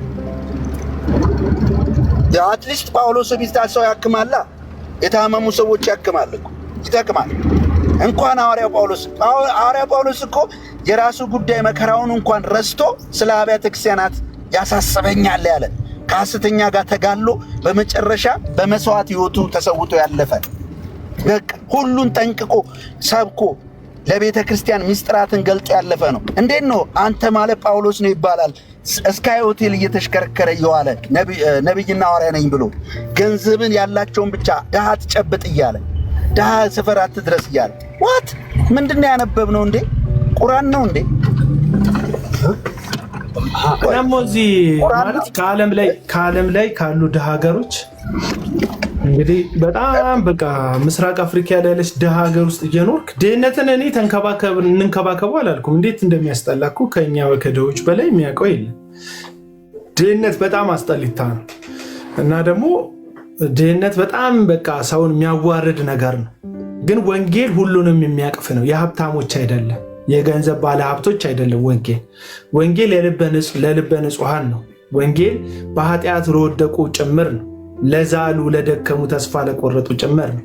ኢየሱስ ቀብቶኛልና ሲል ለታሰሩት መፈታትን፣ ለዕውሮች ማየትን፣ ለሚያለቅሱ ለጽዮን አልቃሾች አምላካቸው የሚበቀልበትን ዓመት ነገራቸው ዘንድ በአመድ ፈንታ የክብርን አክሊል በሐዘን ፈንታ የምስጋና መጎናጸፊያ አደርግላቸው ዘንድ ልኮኛል ነው ያለው። ኢየሱስ ወንጌል ብሎ የመጣበት እውነት ለወንጌል ብሎ ያደረገው ነገር ምስኪኖችን የሚያነሳ የወደቁ ሰዎችን ከፍ የሚያደርግ የተዋረዱ ሰዎችን የሚያከብር ከሆነ እናንተ ማን ናችሁ? ቀደም ባሰሟችሁ በጄፒኤሱ ጌታ በሄኖክ ግርማ ስብከት ላይ ሄደክ እዛ ለራቦ ለምስኪኑ ብቻ ገንዘብ ላለውም ስበክ ይላል። ገንዘብ ላለው ኦፍኮርስ መሰበክ አለበት። ግን ለምስኪኖች መሰበክን እንደ ስህተት እንደ የወንጌል ትክክለኛው ተደራሽ እንዳልሆኑ ማድረግ ትክክል አይደለም። እነ ጴጥሮስና ዮሐንስ መቅደስ ላይ እድሜ ልኩን ሽባ የነበረውን ሰውዬ ተመለከቱትና አንዳች ሲፈልግ የምንሰጥ ብርና ገንዘብ የለንም፣ ግን በናዝሬቱ በክርስቶስ ኢየሱስ ስም ተነስና ተመላለስ አሉት። አለቀ በቃ። በክርስቶስ ኢየሱስ የረሳው ነገር ይዘው እንድትሄድ ይቅርታ እንትን ዳነ ከድሃ ጋር አትዋል ያለውን እሱኛው ነገር ረስታው ከድሃ ጋር አትዋሉ ከሀብታም ጋር ዋል የሚለውን የሄኖክን ስብከት አላየው? እሺ ይሄኛውስ እሺ መጀመሪያ አብላው ነው ብለህ ቶለሬት ሊያደርጉት ይችላሉ። ይሄን በምን ትመክቱታላችሁ? ከድሃ ጋር አትዋል ይጋባባል ከሀብታም ጋር ዋል ያለውን ስብከት ቀጥለው ይሄን ሲጀመር ሀብታም ከድሃ ጋር አይውልም። እኔኩም በግድ እንትን እግሩን ኪሱስ ገብታ አዞርም። ሀብታም ከድሃ ጋር አይውልም። ከቢጤው ጋር ነው ሰው ሁሉ የሚውለው፣ ከቢጤው ጋር። ሲጀመር ሀብታም ከሱ ጋር እንድትውል ካደረገ አጫዋች ነው ማለት ነው። መኪና ውስጥ ሳቅ ምናምን የሚፈጥር የሰፈር አራዳ ልጅ አለ አይደል? ኦብሰስድ ስለሚሆን እዚህ ግብር ከፍያለሁ እዛ እንትን ከፍያለሁ የሚል ሀብታም ለማጫወት አጫዋች ሆነ ቀልድ ምናምን ለመፈጣጠር ፈገግ እንዲል ለማድረግ ካልተቀጠርክ በስተቀር ድሃ ሆነ ከሀብታም ጋር መዋል አትችልም። ይሄ የሚደረግ አይደለም። እናንተም ከሀብታም ጋር የምትሉት በነብይነት ስም ይኸው ሂዱና እንትን በሏቸው። አማኝ የሆኑ ባለስልጣን ቤት ይውላሉ። ሰራተኞች ቤት ውስጥ ነው የሚውሉት እህት አለ ወይም ድርጅት ውስጥ ከሀብታም ጋር እዛም እዚህም የሚውል የለም። እንደ ጓደኛ ተቀጥረማ የሆነ ሀብታም ጋር ትሰራለህ። አብረው ዋልክ ማለት አይደለም፣ ለሱ ተቀጥረሃል ማለት ነው። እና ይሄ ያን ያህል ቶፒክም አይደለም። ስለዚህ አሁን ቅድሚያ ቤታችን ላይ ብንሰራ ጥሩ ነው። አሁን አንገብጋቢው ጉዳይ በጣም አንገብጋቢው ጉዳይ ለኦርቶዶክስን 24 ሰዓት መጨቃጨቅ ለሚመስላችሁ ወንጌላውያን አንገብጋቢው ጉዳይ ቤት ውስጥ ቤተክርስቲያን ምትሏት የራሳችሁ ቤተክርስቲያን ውስጥ ያለውን ቡድ ማጽዳት ነው። አንገብጋቢ ኢምፖርታንት ነገር የት ልታመጧቸው ነው? ኦርቶዶክሶች ሁሉ አብዛኞቹን ተነኩ። እናንተ እንደምትሉት ወንጌል ነገራቸው እናንተ እንደምትሉት ከዛ ግር ብለው መጡ። የት ልታስቀምጧቸው? ሄኖክ ጂፒኤስ ጋር ልትወስዷቸው ነው? እዩ ጩፋ አዳራሽ ውስጥ ሄደው ዘይት ገዢ ልታደርጓቸው ነው? ምን ልታደርጓቸው ነው? እኔ እኮ እሱን እኮ ነው ብላችሁ ወንጌል ይሰበክ ለሁሉም ሰው ንገሩት ለሁሉም ሰው ችግር የለው። የት ልታስቀምጧችሁ? መጀመሪያ ቤቱን አስተካክሉ። እንግዳ ከመምጣቱ በፊት ወንበሩን እንደሚያስተካክል፣ ቆሻሻውን እንደሚጠርግ፣ ቤቱን እንደሚያጸዳ፣ ምግብ አብስሎ እንደሚጠርግ፣ የሚበላ ነገር እንደሚያዘጋጅ ለሚመጣው እንግዳ፣ እሱም ብሎ አካባቢ ቀይሮ ለሚመጣው እንግዳ በጣም ብዙ ነገር አዘጋጅቶ አመቻችቶ እንደሚያቀርብ እንግዳ ተቀባይ ቢያንስ ሲመጡ የሚበሉትን ነገር አዘጋጁ። የእግዚአብሔር ቃል ይዘጋጅ። የእግዚአብሔር ቃል ደግሞ አሁን ላይ ያለ ነው። የእግዚአብሔር ቃል አይደለም የተዘጋጃሉ። አሁን ላይ ፍርሽካ ነው። ውሸታም ይሄ ኮርንፍሌክስ ፊልም ታይበታለህ እንጂ ሆድ ጠግቦ በቃ ዛሬ ምግብ አልበላም አትልበትም። ፎርንክሌፍ እንደዚህ በቃ ትንቢቱ የሚናገር ትበረጥሳለህ። የእግዚአብሔር ቃል አይደለም። ትበረጥሳለህ፣ ትጥሳለህ፣ ትሄዳለህ፣ አትያዝም። የእግዚአብሔር ቃል አይደለም። መልካም ንግግር ነው፣ ጥሩ ንግግር ነው። ጥሩ ንግግር ሁሉ ግን የእግዚአብሔር ቃል አይደለም። የመጀመሪያ ስር የሰደደ መጽሐፍ ቅዱስ ግራውንድ ያለው ጠንካራ የሚያደርግ ኢየሱስን እንድንመስል የሚያደርግ የዚህን ዓለም ሀሳብ እንድንክድ መስቀል እንድንሸከም ዓለማዊነትን ኃጢአትን ምንክድበት ኢየሱስን በህይወታችን በንግግራችን በመለልሳችን ምንሰብክበት ትምህርት ይዘጋጅ። አሁን ከትምህርቱ በላይ ሰውየው ነው የሚጎላው። ጠላውን በል ከትምህርቱ በላይ ሰውየው ነው የሚጎላው። ማሙሻ በል ከትምህርቱ በላይ ሰውየው ነው የሚጎላው። የትኛውንም ፕሮቴስታንት አስተማሪ ጠራ፣ ከትምህርታቸው በላይ እነሱ ናቸው የሚጎሉት። በትውልዱ ልብ ላይ ትምህርት መብለጥ አለበት። ትምህርት መጉላት አለበት። አንተ ከትምህርቱ ማነስ አለበት። ምክንያቱም ትምህርቱ የክርስቶስ ትምህርት ከሆነ ማለት የክርስቶስ ትምህርት ሰዎቹን አሳንሰው እግዚአብሔርን ከፍ የሚያደርግ ነው። የክርስቶስ ትምህርት እኔ ሎሌ ባሪያ ነኝ የሚል ነው የሚያደርግ ነው። ለዚህ ነው የትኛውን ቦታ ላይ ካገለገላችሁ በኋላ እኛ የማንጠቅም ባሪያዎች ነን በሉ አላቸው። ይሄ ባርነቴ ነው፣ በቃ የተጠራሁበት የወንጌል አገልግሎት ነው። ስለዚህ እኔ ለኦርቶዶክስ ወንጌል አትስበኩ፣ ለእንትን አትስበኩ ምናምን ምልበት ግራውንድ ላይ አይደለሁም ያለሁት። ለዓለም ሁሉ ወንጌል ይሰበክ፣ ለእኛም ይሰበክ፣ ለሁላችንም ይሰበክ። ወንጌል ያስፈልጋል። ግን ከዛ ቤተ እምነት ወደዚህ ቤተ እምነት ፈልሳችሁ ኑ ስትሉ እንግዳ እንደሚቀበል ሰው ያዘጋጃችሁት ነገር አለ ወይ? ሙክት አርዳችኋለሁ። ሊተራሊ ሙክት አርዳችኋለሁ ስል ስለ ምግብ አይደለም እያወሩ ያለሁት። የሰባውን አዘጋጅታችኋል ለእንግዶቻችሁ ለሚመጡ በሚሊዮን የሚቆጠሩ ኦርቶዶክስ አሁን ድንገት ተነስቶ ፕሮቴስታንት መሆን ፈልጋለሁ 20 ሚሊዮን ኦርቶዶክስ ፕሮቴስታንት መሆን ፈልጋለሁ ተዘጋጅታችኋል ወይ? መምህራን በዛ መጠን አላችሁ ወይ? ትክክለኛውን የክርስቶስን ወንጌል የሚያስተምሩ ሰዎች አሏችሁ ወይ? ደህንነት አስተማሪዎች፣ ደቀ መዝሙር አስተማሪዎች አሏችሁ ወይ? መጽሐፍ ተዘጋጅቷል። እውነቴን እኮ ነው የምላችሁ። ለምን በክፋት እንደምታዩብኝ አላውቅም። የአዳራሽ ዝግጅት አዎ አለ። ብዙ ቦታ አዳራሽ እየተገነባ ነው፣ ህንፃ እየተገነባ ነው። የእውነት የክርስቶስ ቅዱስ ሕያው ህንፃ የምታደርጉትን ትምህርት አዘጋጅታችኋል? ሰውን አላዘጋጃችሁ። ዝግጅት የለም። የምትቀበሉትን ሰው ለመቀበል እንኳን የተዘጋጀ ነገር የለም። እና ቤቱን እናጽዳ። እንግዳ እንዳለበት ሰውን እንደሚቀበል ሰው ሌላ ቤተ እምነት ኢንቫይት እያደረግን ከሆነ ወደኛ ቤታችንን እናስተካክል፣ ድሩን እናንሳ፣ ቆሻሻውን እንጥረግ። አበሻነን፣ እኛ እኮ አበሻነን አይደል? እንግዳችን ቤታችን እንደሚያደርስ እናቅ አንሶላ እንቀይራለን፣ ብርድ ልብስ እንቀይራለን። እንግዳችን እኛ ቤት እንደሚያደርስናቅ ሂዩሚዲፋየር እናበራለን። ሂዩሚዲፋየር ከሌለን እጣን እናጨሳለን። እጣን ከሌለን የሆነ ነገር እናደርጋለን። ቤቱ ጠረኑ እንዲቀየር እንፈልጋለን። መዓዛው እንዲለወጥ እንፈልጋለን። በቃ ይሄን ነገር ቤታችንን እናጽዳ ወገኖቼ፣ ቤታችንን እናጽዳ። እንደርስበታለን። ወደ ኦርቶዶክስ እንደርሳለን፣ ወደ ካቶሊክ እናጽዳ ቤታችንን። ቤታችንን ተቀላቅሎ ከገባ ከኦንሊ ጂሰስ ትምህርት እናጽዳ። ቤታችንን ተቀላቅሎ ከገባ እምነት ቃል ትምህርት እንከላከል። ቤታችን ውስጥ ካሉት ከቤታችን የወንጌል ጠላቶች እንጀምር አገልግሎታችንን። ከዛ በኋላ ወደ ደጅ እንሄዳለን። ባለፈው ተናግሬያለሁ። ኢየሱስ ክርስቶስ ሲነግራቸው ከኢየሩሳሌም እንዳትወጡ መንፈስ በመጣ ጊዜ ግን መንፈስን ትቀበላላችሁ። ከዛስ በኢየሩሳሌም በዛው ኢየሱስ በተሰቀለበት ከኢየሩሳሌም ያልጀመረ ወንጌል፣ ኢየሩሳሌምን ያልነካ ወንጌል፣ ኢየሩሳሌምን ያልለወጠ ወንጌል ወደ ይሁዳ አይሄድም። ወደ ይሁዳ አላቸው። ከዛስ ወደ ሰማሪያ ለመድረስ ይሁዳንና ኢየሩሳሌምን መጀመሪያም በወንጌል መድረስ አለብን። ለምን? ኢየሱስ የሞተውም የተነሳውም ኢየሩሳሌም ውስጥ ነው። አለቅ የሞተበት ቦታ ላይ የተሰበከ ከዛ የተነሳበት ቦታ ላይ ተሰብኮ ነው ወደ ይሁዳ፣ ከዛ ወደ ሰማሪያ፣ ከዛ ወደ ምድር ዳርቻ ሁሉ ወንጌል የተሰበከው እና ከቤት መጀመር አለበት ወንጌል። ከቤት መጀመር አለበት ወንጌል። ቸርች የምንሄደው በምን ልብ ነው ወገኖች? እኔ እኮ ቸርች እኮ በጣም ብዙ ጴንጤ ፓስፖርት ይዞ እንትን ይዞ የሆነ ቁሳቁስ ይዞ የሆነ ነገር ይዞ የሚሄደው ህብረቱን አይደለም የሚፈልገው፣ ወንድሞችን ማግኘት ከቅዱሳን ህብረት ጋር መካፈል አይደለም የሚፈልገው፣ እግዚአብሔርን ልጅ ኢየሱስን ማክበር አይደለም የሚፈልገው። ሁሉም ሰው መቼም ያልታመመ ሰው ሐኪም ቤት አይሄድም አይደል? በቃ ታምም ያለው ብሎ ነው የሚሄደው ሰው። እውነት ነው። ቤተክርስቲያን መታከሚያ ናት፣ ማገገሚያ ናት፣ መጸለያ ናት፣ የሰውን ቋጠሮ መፍቻም ቦታ ናት።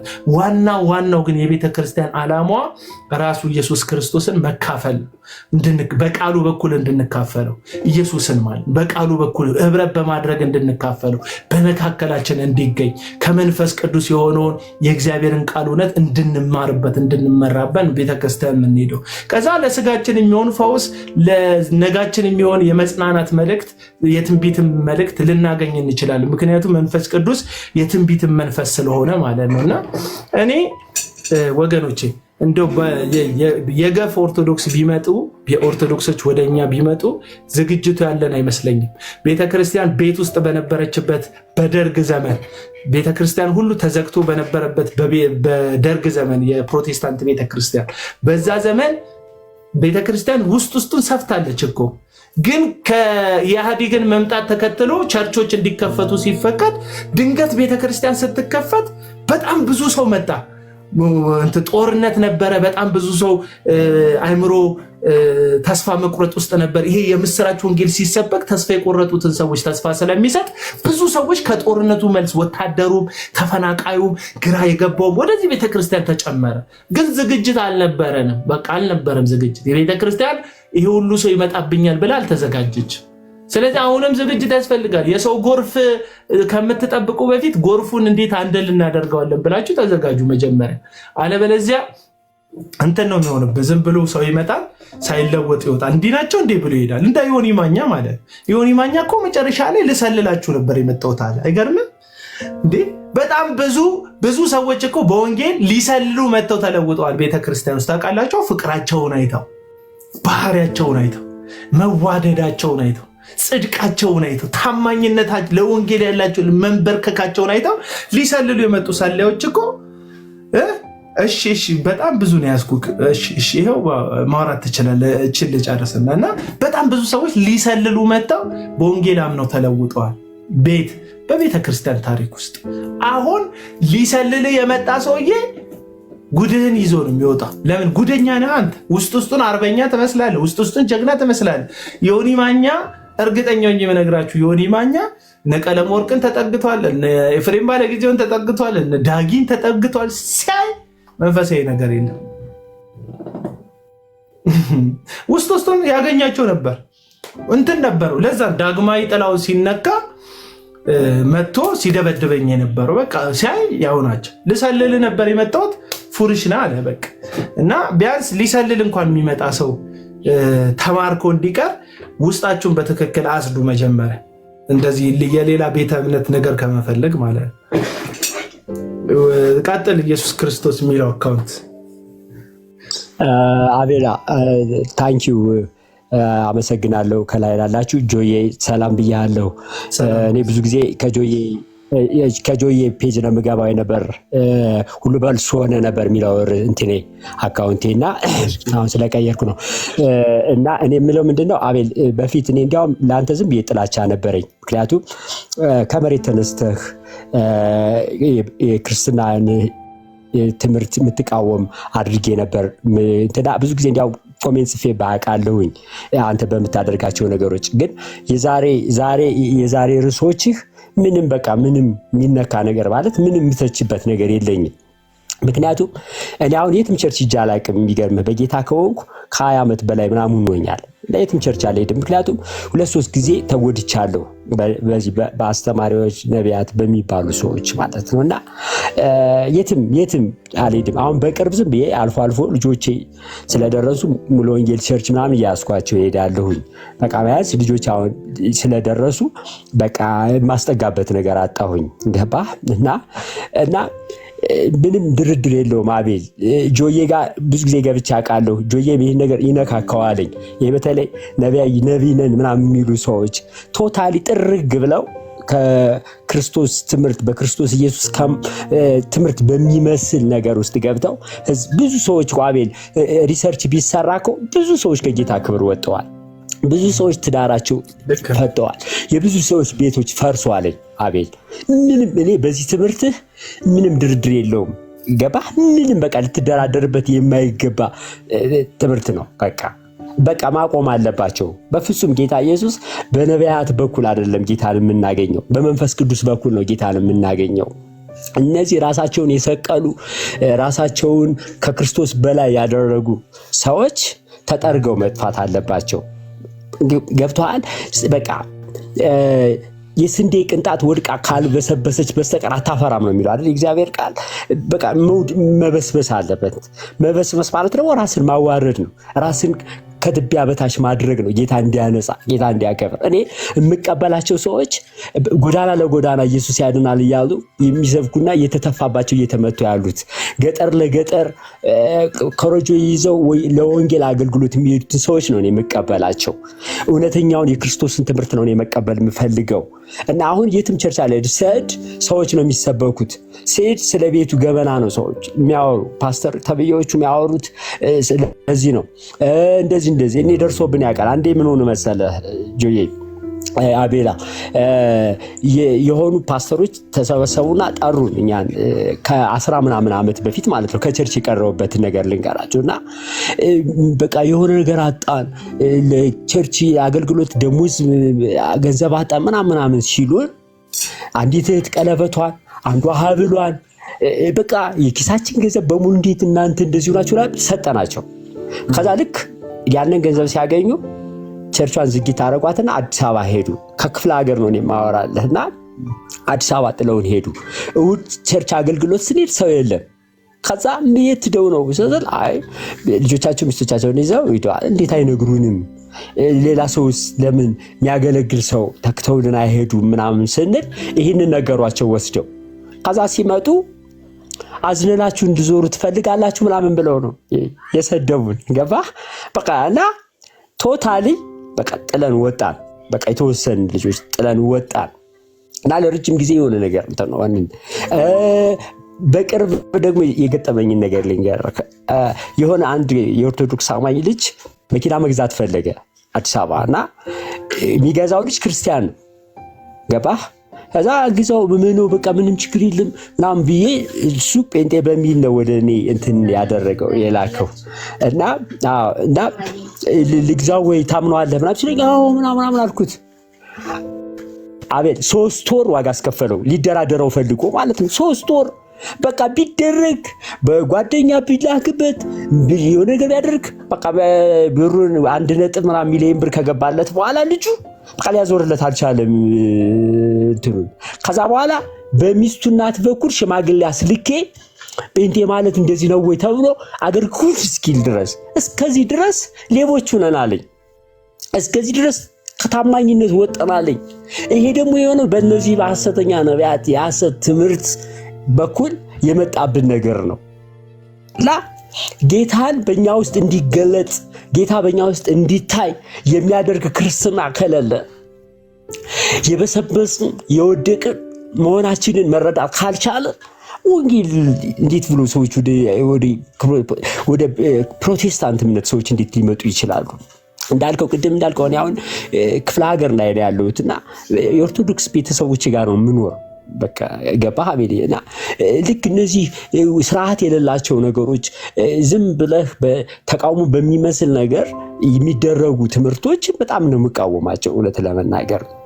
እና ጆኒ ጋርም አውርቻ ቃለሁ ከዚህ በፊት ከጆኒ ጋር ጆኒ ፔጅ ገባ ነበርና አውርቻ ቃለሁ። ምንም ድርድር ሊኖረን አይገባም። ምንም ግን ከእግዚአብሔር ጋር እንዳንጋጭ ከጌታ ጋር ደግሞ ስንጋጭ እንዳንገኝ ጥንቃቄ እናድርግ። ምክንያቱም ጌታ ኢየሱስ ሰይጣን በፈተነው ጊዜ አልሰደበውም። ሂድ ከዚህ አንተ ክፉ ነው ያለው እንጂ የስድብ ቃል አልተናገረም አቤልዬና የስድብ ቃል ከአንደበታችን እንዳይወጣ እንጂ ቅድም ያልከው ነገር አለ። በመጽሐፍ ቅዱስ ውስጥ ነብይ ሆኖ የሐሰተኛ ነብይ ሆኖ የተመለሰ ማን ነው ስትል ነበርና ይገርመኝ ነበር። በዚህ ተረድቼው አላቅም። እና እናጋባለን የሚል አይን ያወጣላቸው በጣም እንትን ብዙ ነገሮች አሉ። እና እኔ በፍጹም አሁን ልሳን የምትለውን ነገር ራሱ ከተውኩት ስንት ጊዜ ሆኖኛል። መጀመሪያ አካባቢ በጌታ ዞን ትናገራለህ ወይ ምናምን ብሎኝ ለማለት ሞክሬ ያውቃለሁ። ከዛ በኋላ የተወሰነ ጊዜ በኋላ ግን ትቼዋለሁ እና እንትን ብየውም አላውቅም። ምክንያቱም የመንፈስ ቅዱስ ጉዳይ ከሆነ በእኔ ውስጥ መንፈስ ቅዱስ ይናገር እንጂ እኔ እነዚህ ቆልማማ ቃላቶችን ብቻ የመረጥኩኝ መናገር አልፈልግም። እውነት ለመናገር እንደዚህም የደረሰባቸው ሰዎች ያውቃሉ። ተናገር ያላውቅም ግን ተጽፎ የተሰጣቸው ሰዎች ይላሉ። ይህንን በል ተብሎ ተጽፎ የተሰጣቸው ሰዎች ሁሉ እንዳላቃለሁ። በልሳን መናገር አልችልም ምናምን ሲል እንደዚህ ዷ ቋ ምናምን የሚሉ ቃላቶች ተጽፎ ሻዶ አራራ ምናምን በል ተብሎ የተሰጠው ሰው እንዳላቃለሁኝ እና ስሰማኔ ደነገጥኩኝ። እኔ እኮ እንደዚህ በል ተብዬ ነው ያልኩ ምናምን ያለ ክርስቲያን አጋጥሞኝ ያውቃልኝ። እና ልክ ነህ። እንደ መጽሐፍ ቅዱስ ያልሆነ እንደ እግዚአብሔር ቃል ያልሆኑ ነገሮችን ፊት ለፊት እንትን ማለት መቻል አለብን። በቃ ቻሌንጅ ማድረግ መቻል አለብን። ማስጣል አለብን። ህዝቡን ደግሞ ማዳን አለብን። የእግዚአብሔርን ህዝብ ደግሞ ማስመለጥ መቻል አለብን። ሆቴል ይዘው እኮ ሆቴል ከፍተው እኮ ሆቴል ላይ ጌስት ሃውስ ከፍተው እኮ ነው ሰውን እያታለሉት ያሉ። ዘይት እየሸጡ ያሉ፣ ውሃ እየሸጡ ያሉ ሰዎች አሉ። ትክክል አይደሉም እንዴ? ጌታ ኢየሱስ ቢመጣ መቼም እንደየጩፋ ሆኖ በፈረስ በምናምን ይመጣል ብዬ አልጠብቅም። በግርማ ይመጣል። አዎ፣ ግን በዚህ ምድራዊ በሆነ አጀባ ጌታ ኢየሱስ ይመጣል ብዬ አልጠብቅም እውነት ለመናገርና እየተደረገ ያለው ነገር ትክክል አይደለም። ሰዎች ወደ ወንጌል፣ ሰዎች ወደ እውነት፣ ነፍሳት ወደ እንዲድኑ ገና ቅድም እያልከው ያለው ነገር አለ። ግልብጥ ብሎ ቢመጣ ቤተክርስቲያን ትቋቋማለች ወይ እያልክ እንኳን ግልብጥ ብሎ ሊመጣ አሁን እዚህ እኔ ከምኖርበት ክፍለ ሀገር አልነግርህም ስለምታወቅ ክፍለ ሀገር ላይ በጣም ስለምታወቅ አልነግርህም። እና ሙሉ ወንጌል ቸርች ስር ባዶ ነው ቸርች እኮ አሁን እኮ ሰው እኮ የለም። ብዙ ሰው እኮ በቃ እየጣለ እየሄደ ነው። ብዙ ሰው እኮ የሆነ ነገር ክፍለ ሀገር ላይ እኔ የምኖርበት አካባቢ ብዙ ክርስቲያኖች ከተወሰኑ ዓመታት በፊት ነበሩ። አሁን ጥለው ሂደዋል። ወደ አዲስ አበባ ወደ ተለያየ ቦታ ጥለው ሂደዋል። እንዴት ሄዱ ብትለኝ የሄዱበት ምክንያት በቃ የተሻለ ኑሮ ፍለጋ፣ ሀብታም የመሆን ፍለጋ፣ ገንዘብ ፈልገው ነው የሄዱት እንጂ እኛ ያለንበት ቦታ ላይ የተወረወረው ድንጋይ እኛስ ጌታ አይጠብቀንም እንዴ? አሁን እዚህ አማራ ክልል ውስጥ ስላለው ነው ማወራህና ይሄ ያለው ካለው ፖለቲካ አንፃር ብዙዎቹ ጥለው ሂደዋል። ፓስተሮች ሁሉ ጥለው ሂደዋል። ነፍሳቸውን ሊያተርፉ እነሱ የተሻለ ነገር ሊኖሩ ሂደዋል። ይሄ ነው ወይ ወንጌል? ይሄ ነው ወይ? ይሄ ለዚህ ነው ወይ ጌታ ለዚህ ነው ወይ የሞተልን ነው ወይስ ምድራዊ ነው ዓላማችን? ምድራዊ ነው። ምድር ላይ ሀብታም እንድንሆን ከፈለገ እኮ ጌታ ወርቅ ያለበትን ማዕድን ያለበትን ቦታ እኮ ይነግረናል። እዚህ ቦታ ሄዱና ማዕድን ቆፍሩ። ግን ህይወት ሊሆንልን ሊበዛልን ነው ጌታ የመጣው እና ጌታን አብዝተን እንድንመገበው፣ ጌታን አብዝተን እንድናቅ፣ ጌታን አብዝተን እንድንደሰተው የሚያደርጉ ትምህርቶችን ነው እኔ መማር የምፈልገው። እኔ አሮጌው ሰው ከኔ ተወግዶ እንዲወጣ፣ አሮጌው ሰው ከኔ እንዲጠፋ ነው የምፈልገው እንጂ የብልጽግና የሀብት ታገኛለህ እንዲደረግላል እንዲጨምርላል የሚባል ትምህርቶች መስማት አልፈልጋቸው። በእነዚህ ትምህርቶች ምክንያትም ነው እኔ የቀረውት አቤል። እና ከዚህ በፊት ግን በጣም ነበር የጅባረግህ ይህ ሰው ከምን ተነስቶ ነው እንዲህ የሚያደርግ ምናምን እያልኩ ኮሜንት ሁሉ ጽፌ ላቃለሁ። በቃ ከእግዚአብሔር ጋር ስትጠላ እንዳትገኝ ምናምን እያልኩ ብዙ ኮሜንቶች ጽፌ ምናልባት ላታያቸው ትችላለና እንደዚህ ጆኒ ጋር ግን ሁሉ በእርሱ ሆነ ነበር የሚለው የአካውንቴ ርዕስ አሁን ስለቀየርኩት ነውና ጆኒ ጋር ብዙ እንትን ገብቶበታል መሰለኝ። እሺ አመሰግናለሁ። ቴንኪው ሼር ስላደረከን ሀሳብ። ያው እኔ ተናግሬ ልውጣ። ኢቫንጀሊስት ትናገራለህ ከቸርች በመቅረት ዙሪያ ላይ ብቻ ትንሽ በሚገርም ሁኔታ አሁን ቤተክርስቲያን ከሚሄድ ፕሮቴስታንት ያልተናነሰ ቁጥር ያለው ቤት ውስጥ የተቀመጠ ፕሮቴስታንት አለ በልዩ ልዩ ምክንያት ግን አብዛኞቹ ምክንያት የሚሰጡት ከአገልጋዮቹ ካራክተር አንጻር ነብይ ከምትለው ፓስተር ከምትለው ወንጌላዊ ከምትለው አስተማሪ ነው ከምትሏቸው ቤተክርስቲያን ውስጥ ካለው ዘረኝነት፣ ገንዘብ ላለውና ለሌለው ከሚደረግ ኢፍትሐዊነት፣ እድል ከማጣት ከብዙ ነገር አንጻር ቤተክርስቲያን ካለመጠየቅ የሚቀሩ የማይጎበኙ ሰዎች የሀብታሙ ቤት ፓስተር ነብይ የሚባሉ ሰዎች 3-4 ጊዜ ሀብታም ቤት ይሄዳሉ። ወዬ ኤልያና እንኳን ደህና መጣች፣ ሰላም ልነታል እና ሀብታሞቹ ቤት ሄደ ይጠይቃሉ። ምን ይላሉ? ምስኪን ድሆች፣ ማይጎበኙ ሰው የማይፈልጋቸው ድሆች እኛን እግዚአብሔር አየንም ወይ ፓስተር አየንም ብለው ከቸርች ተቆራርጠው የሚቀሩ በቁጥር ቤተክርስቲያን ከሚሄደው ቁጥር ጋር ያልተናነሰ ሰው ቤቱ ተቀምጧል፣ ተስፋ በመቁረጥ ከህብረት ወጥቷልና እነዚህ ሰዎች የሚመለሱበትን እድል ቤተክርስቲያን ቀድማ ብታመቻች ባይ ነኝ። እውነቴን ነው የምላችሁ። ወንጌልን ወደ ሌላው ከመስበክ ባለፈ ያሉትን መጠበቅ ወንጌል አይደለም ወይ? ለምሳሌ ኦርቶዶክሶችን ኑ ወደ ፕሮቴስታንት ኑ ወደኛ ኑ የኛ ትምህርት ጥሩ ነው ሰውን ከማምለክ ውጡ ምናምን ምንላቸውን ከምንላቸው በላይ ቤታችን ውስጥ ስላሉት ሰዎች ለምን አንሰራ? ቤታችን ያሉትን ሰዎች ለምን ኢየሱስን እንዲመስሉ አናቆያቸውም፣ አናኖራቸውም? እና ይህን ነገር ማሰብ አስፈላጊ ነው እንደ ፕሮቴስታንት ብዬ አስባለሁ። ኢቫንጀሊስት ቀጥል። አንተም ደግሞ ወደ ቤተክርስቲያን ብትመለስ ደስ ይለኛል ወንድም አለ ከልጆች ጋር ራስህን ብትመለስ። እሺ አቤላ፣ ሰላም ላንተ ይሁን። በእርግጥ በሩቅ ነው ማቀህ፣ በሩቅ ልወቅ እንጂ አንድ ወዳጅ ያለ ከአንተ ጋር የሚተዋወቅ ወደ ይስሐቅ ሸዋንግዛው የሚባል በሱ በኩል ስለአንተ ሰምቻለሁ። ደግሞም ረጅም ጊዜ አያለሁ፣ ቪዲዮዎችን አያለሁኝና እኔም በዚህ በተነሳው ሀሳብ ላይ ጥቂት ነገር ለማለት ያለው አብዛኛውን ተብሏል። ሐሰተኛ ነቢያቶችን መንካትና ወይም ደግሞ እነሱን ሐሰተኛ ናቸው ለማለት እኔ ሌላ ምን ነገር ነው የሚያስፈልገን?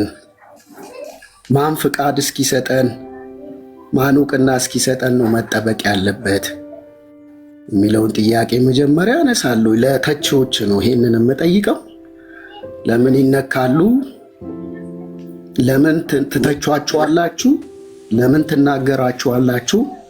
ስለነሱ ብቻ ነው ወይ የምታወሩት ይባላል፣ እሰማለሁ። ብዙ ፔጆች ይህንን ስራ የሚሰሩ ወንድሞች ስር ገብቼ እሰማለሁ። አንድ ወንድሜ ንቃ ቤት ላይ ሁልጊዜ ይገኛለሁና ለጆሮ ጭው የሚያደርግ ለማየት የሚሰቀጥጡ ነገሮች አደባባይ ላይ አቅጥጠው ወጥተው እያሉ በውስጥ አውሩ ይሉናል አንዳንድ ሰዎች። እነሱ ካሜራ ደቅነው ደጋፊ ቲፎዞ አደራጅተው ቀርጸው አደባባይ ያሰጡትን ነገር እኛ ለመምከር ሲሆን ነው ወይ በውስጥ የምንሄደው? ይሄ የሚታሰብበት። ሌላው አንድ ነብይ ነው የሚያስብለው ትንቢት መናገሩ አይደለም። ትንቢት መናገሩ አይደለም። አንድ ነቢይ ልምምዶቹም ሆኑ ትምህርቶቹ የሚያገለግለውን ሕዝብ ወደ እግዚአብሔር ካልመራ፣ ክርስቲያናዊ ኑሮ እንዲኖሩ ማድረግ ካልቻለ፣ በስነ ምግባር የታነጹ በፈራ እግዚአብሔር ሕይወት እንዲያድጉ ካረዳ ያ ነቢይ ለኔ ትክክለኛ ነቢይ አይደለም። ልምምዶቹ ይህ መጽሐፍ ቅዱሳዊ ልምምዶች ውስጥ ህዝቡን የሚከት ከሆነ አመፀኛ ዓለማዊ የሚያደርግ ከሆነ ፈራ እግዚአብሔርን የሚያስጥል ከሆነ ያ ነቢይ ለኔ ነቢይ አይደለም። ትንቢቱን መናገሩን ጠንቋዎችም እኮ ይናገራሉ። ጠንቋዎችም ይናገራሉ፣ ቁጭ ያደርጉታል። የተደረገውን ነገር ገለጡ ማለት ግን የእግዚአብሔር ነቢይ ናቸው ማለት አይደለም። አንድ ነቢይ የሚያሰኘው በትምህርቶቹ በአገልግሎቶቹ እግዚአብሔር በሰጠው ነገር ህዝቡን ወደ እግዚአብሔር መምራት ከቻለ ነው። የመጽሐፍ ቅዱስ ነቢያቶችን አንድ በአንድ በምናይ ጊዜ የህዝቡን ወደ እግዚአብሔር መርተዋል፣ ንስሐ እንዲገቡ አድርገዋል፣ ከእግዚአብሔር ጋር ባላቸው ህብረት የጠበቀ እንዲሆን ሰርተዋል። የእግዚአብሔርን ቃል በነፍሳቸው እስከ መወራረድ ድረስ ነፍሳቸውን እስከ ሞት ድረስ አሳልፎ በመስጠት ሰብከዋል። እግዚአብሔር ለሰጣቸው እውነት ታምነው በመቆም ነገስታቱን መሪዎቹን ተጋፍተዋል። ለምሳሌ አንዱ ነቢዩ ኢሳይያስ ነው። በጨካኙ ንጉሥ በምናሴ በመጋዝ እስኪሰነጠቅ ድረስ እግዚአብሔር ለሰጠው ነገር ታምኖ ህዝቡ በእግዚአብሔር እውነት ላይ እንዲቆም ከእግዚአብሔር ጋር ያለውን ህይወት አጥብቆ እንዲይዝ አድርገዋል። የዚህ ዘመን ነቢያቶችም በአገልግሎታቸውም በትምህርታቸውም ህዝቡን ወደዚህ ካላመጡ ነቢይ አይደሉም። ለእኔ ነው ይሄ የኔ አቋም ነው ይሄ ማለት ነው። ማማሲያ የሚሸጡ የአሮን በትር የሙሴ በትር በትረ መንግስት እያሉ ማማሲያ የሚሸጡ አበሳና መከራን ያጥባል እያሉ ሳሙና የሚሸጡ ሽቶ የሚሸጡ ሞገስ ይሰጣል። እነዚህ በምን መለኪያ ነው የእግዚአብሔር ነቢያት የሚሆኑት? ለመልካ እግዚአብሔር የተናገረውን ቃል ለፈቃዳቸውና ለምኞታቸው እየመነዘሩ አጣመው የሚሰብኩ ነገር ግን በህዝቡ መከራና ችግር ላይ የራሳቸውን ኑሮ የሚያንጹ እነዚህ በምን መለኪያ ነው አገልጋይ ሊሆኑ የሚችሉት? እነዚህ አገልጋይ አይደሉም፣ ወንበዴዎች ናቸው፣ ሌቦች ናቸው። ስለዚህ መለኪያችን መጽሐፍ ቅዱስ ነው። ይሄንን መቃወማችን ደግሞ ይሄንን መተቸታችን ደግሞ እንደ ከሳሽ እንደ ክፉ አድራጊ እንደ ቀናተኛ ሊያስቆጥር አይገባም። ይህንን እምለው እዚህ ነቢያቶቹን ለምን ትነካላችሁ፣ ለምን ትናገራችኋላችሁ እያሉ ለሚሳደቡ ሰዎች ነው ማለት። ስለዚህ አቤል አንተ እንዳልከው አሁን በክርስቶስ ቤተክርስቲያን ውስጥ ትልቅ ስራ ይጠይቀናል። በጣም ትልቅ ስራ፣ ውጪ ካለው ይልቅ ውስጥ ላይ ያለው ነገር በጣም ትልቅ ስራ ይጠይቃል። ትልቅ መጋደል ይጠይቃል። ትልቅ ማለት አሁን ስራ በዝቷል። ቤት ውስጥ ያለው ነገር ቀላል ነገር አይደለም። ለመስማት ለማየት የሚሰቀጥጥ ነገር ነው። ወንጌል መስበክ በአደባባይ ነው። አደባባይ ወንጌል ሰባኪ ነው። ያው ይሴን ታውቀዋለህ። ከይሴ ጋራ ነው የምናገለግለው። ሰዎች ሁሉ እስኪሞግቱን ድረስ ሰዎች ሁሉ መጀመሪያ ራሳችሁን አጽሉ እያሉ አስቆመው እስኪተቹን እስኪከላከሉን ድረስ አደባባይ ላይ አፋፋችንን እስኪሉን ድረስ የመናገር አቅም እንኳን እያሳጡን ያሉት። እነዚህን ካልተቃወምንና ካልተቸናቸው በምን አይነት ነው ልናስቆማቸው የምንችለው? በምን አይነት መንገድ ነው እነዚህን ከቤተ ክርስቲያን ጎልጉለን የምናወጣው? ሌላው መንገድ አለው ወይ? እነሱ ሲሰሩት ላላፈሩት፣ ሲሰርቁ ላላፈሩት፣ ሲዋሹ ላላፈሩት እነሱ ሌባ ናችሁ፣ ውሸታም ናችሁ ማለት ምንድን ነው የሚያሳፍረው? ሐዋርያትስ ይህንን አላደረጉም ወይ? እኛና መንፈስ ቅዱስ ተስማምተናል ብለው ቤተ ክርስቲያንን ለማዳን አልደነገጉም ወይ? ጳውሎስ የመጨረሻ ውሳኔ ወስኖ ለሰይጣን አሳልፌ ሰጠውስ አላለውም ወይ? ቤተ ክርስቲያን ውስጥ የነበረውን ክፉ አድራጊ አባቶች ህዝቡን ለመጠበቅ ከተኩላ ለማዳን መመሪያ አልሰጡም፣ አልተቃወሙም። የዛሬዋስ ቤተ ክርስቲያን ይሄንን ማድረግ የለባትም ወይ? እስከ መቼ ነው እነዚህን ወንበዴዎች የምንከላከለው? የመጨረሻ ይሄንን ብዬ ልጨርስ። መጽሐፍ ቅዱስ እንደዚህ ነው የሚለው መዝሙር 119 ቁጥር 63 ላይ እኔ ለሚፈሩህ ትእዛዝንም ለሚጠብቁ ባልንጀራ ነኝ ይላል። የእግዚአብሔር ሕዝብ ራስን ጠይቅ። የማን ባልንጀራ ነው? ከማን ወገን ያለኸው? ከማንስ ወገን ነው እየተሰለፍን ያለ ነው? ይህንን የምትተቹ ይህንን ለምን ትተቻላችሁ የምትሉ ሰዎች የማን ወዳጅ ነው መሆን እየሞከራችሁ ያላችሁት? ራእይ መጽሐፍ ምዕራፍ 18 ቁጥር 4 ላይ ሕዝቤ ሆይ በኃጢአቷ እንዳትተባበሩ ከመቅሰፍቷም እንዳትቀበሉ ከእርሷ ዘንድ ውጡ ነው የሚል። ከነዚህ ሰዎች መቅሰፍት ጋር ላለመካፈል፣ ከስራቸው ፍሬ ላለመካፈል፣ እነሱን መቃወም ትውልድን ለማዳን ከትምህርታቸው ከልምምዳቸው እንዴ እነሱን እኮ መቃወም አይቻልም። እነሱን ተቃወምኩ ማለት በቡድን ተደራጅተው እኮ ነው የሚመጡት። ተደራጅተው ይመጡባል። ስምን ያጠፋሉ፣ ያሳድዱሃል፣ መቃወም አትችልም። ቀደም አንድ እህት ስትናገር ነበረ፣ አንድ ወንድም ለምን በውስጥ አይመከሩም? ቢመከሩ አይመለሱም ወይ? አቤል ጥሩ መልሰህላታል። ተመልሰውም አያውቁም በታሪካቸው። ዛሬም አይመለሱም። ለስህተታቸው ጥቅስ ነው የሚያዘጋጁት፣ ለውድቀታቸው። ከውድቀታቸው መመለስ አይፈልጉም። ተሳስታችኋል መባል አይፈልጉም።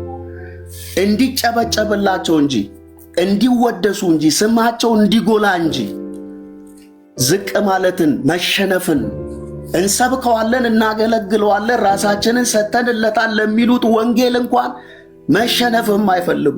ወንጌል ኖረን እድሜን ሰጠውት፣ እውቀቴን ሰጠው፣ ነገሬን ሰጠው የሚሉለትን የእግዚአብሔርን ስራ እንኳን ለሱ ዝቅ የማይሉ ማይሸነፉ፣ እርቅ የማይወዱ፣ ፍቅር የሌላቸው፣ ጨካኝ፣ ተበቃይ እነዚህ ነው ወይ የምንከላከልላቸው? የነዚህ ባልንጀራ ነው መሆን የምትፈልጉት? የነዚህ ባልንጀራ መሆን ከፈለጋችሁ ራእይ ምዕራፍ 18 ቁጥር 4 ከስራቸው ፍሬ ጋር ትካፈላላችሁ፣ ከመቅሰፍታቸውም ትቀበላላችሁ። ይህንን አስምሩበት። ስለዚህ ኤርምያስ 6:13 ላይ እንዳለው ነቢዩ የሕዝቤን ቁስል በጥቂት ይፈውሳሉ፣ ለሰሩትም ሥራ አፍረዋልን? አፍረው አያውቁም በፍጹም ይላል። በሚያደርጉት ነገር አያፍሩም። በሕዝቡ መከራ ግን ቤታቸውን ይገነባሉ፣ ቪኤት ይገዛሉ፣ ስምና ዝናቸውን ያንጻሉ። የነዚህ ባልንጀራ ነው መሆን የምትፈልጉት? የነዚህ ወዳጅ ነው መሆን የምትፈልጉት? እነዚህ ሰዎች ጋር ወንጌል የለም። እነዚህ ሰዎች ጋር በፍጹም ወንጌል የለም። በፍጹም ማለት ነው። ስለዚህ ባለ በሌላ አቅም እግዚአብሔርንም ጸጋ ለምነን በአንድ ሐሳብ በአንድ ልብ ሆነን እነዚህን ወንበዴዎች በቻልነው አቅም ስራቸውን ይህን ስራቸውን ነው እነሱን ሰውን እኛ አንጠላም። ለምን እንጠላለን? ክርስቶስ የሞተለትን ሰው ስራቸውን ነው የምንቃወመው። አንድን ሰው መቃወምና ስራውን መቃወም ይለያያል። እኛ ሰው መሆናቸውን አይደለም የምንቃወመው፣ ስራቸውን ነው የምንቃወም። በትንቢቶቻቸው ሰው ገለዋል። የሚሞተውን ሰው ትድናለህ ብለው የሚድነውን ሰው ትሞታለህ እንዴ? ስለዚህ እነዚህን ሰዎች ካልተቃወምን ማን ነው የሚቃወመው? ሙስሊሞቹ ናቸው መጥተው የሚቃወሙልን? ኦርቶዶክሱ ነው መጥተው የሚቃወሙልን? እኛንን ቤታችንን ማጽዳት ያለብን፣ እኛንን የራሳችንን ቤት ማስተካከል ያለብን ማለት ነው። ስለዚህ እንደ እግዚአብሔር ቃል ነገሮችን እየመዘንን የምንደግፈውንም የምንቃወመውንም መለኪያችን የእግዚአብሔር ቃል ነው ሊሆን የሚገባው ማለት ነው። ስንደግፍ በምክንያት ስንቃወምን በምክንያት መጽሐፍ ቅዱሳዊ ነው ሊሆን የሚገባው። ስለዚህ ሰውን መቃወምንና ደግሞ ተግባርን መቃወም ለይተን በቃ ሰዎችን በስራቸው እንቃወማቸዋል። ልክ ያልሆነው ልክ ነው እንላል። ይህ ለማንም ብለን አይደል። አመሰግናለሁ አቤሌ፣ ተባረክልኝ። ጆዬ በዚያው አጋጣሚ ሰላም፣ እግዚአብሔር ይባርካችሁ፣ ተባረኩልኝ። ቴንኪው በጣም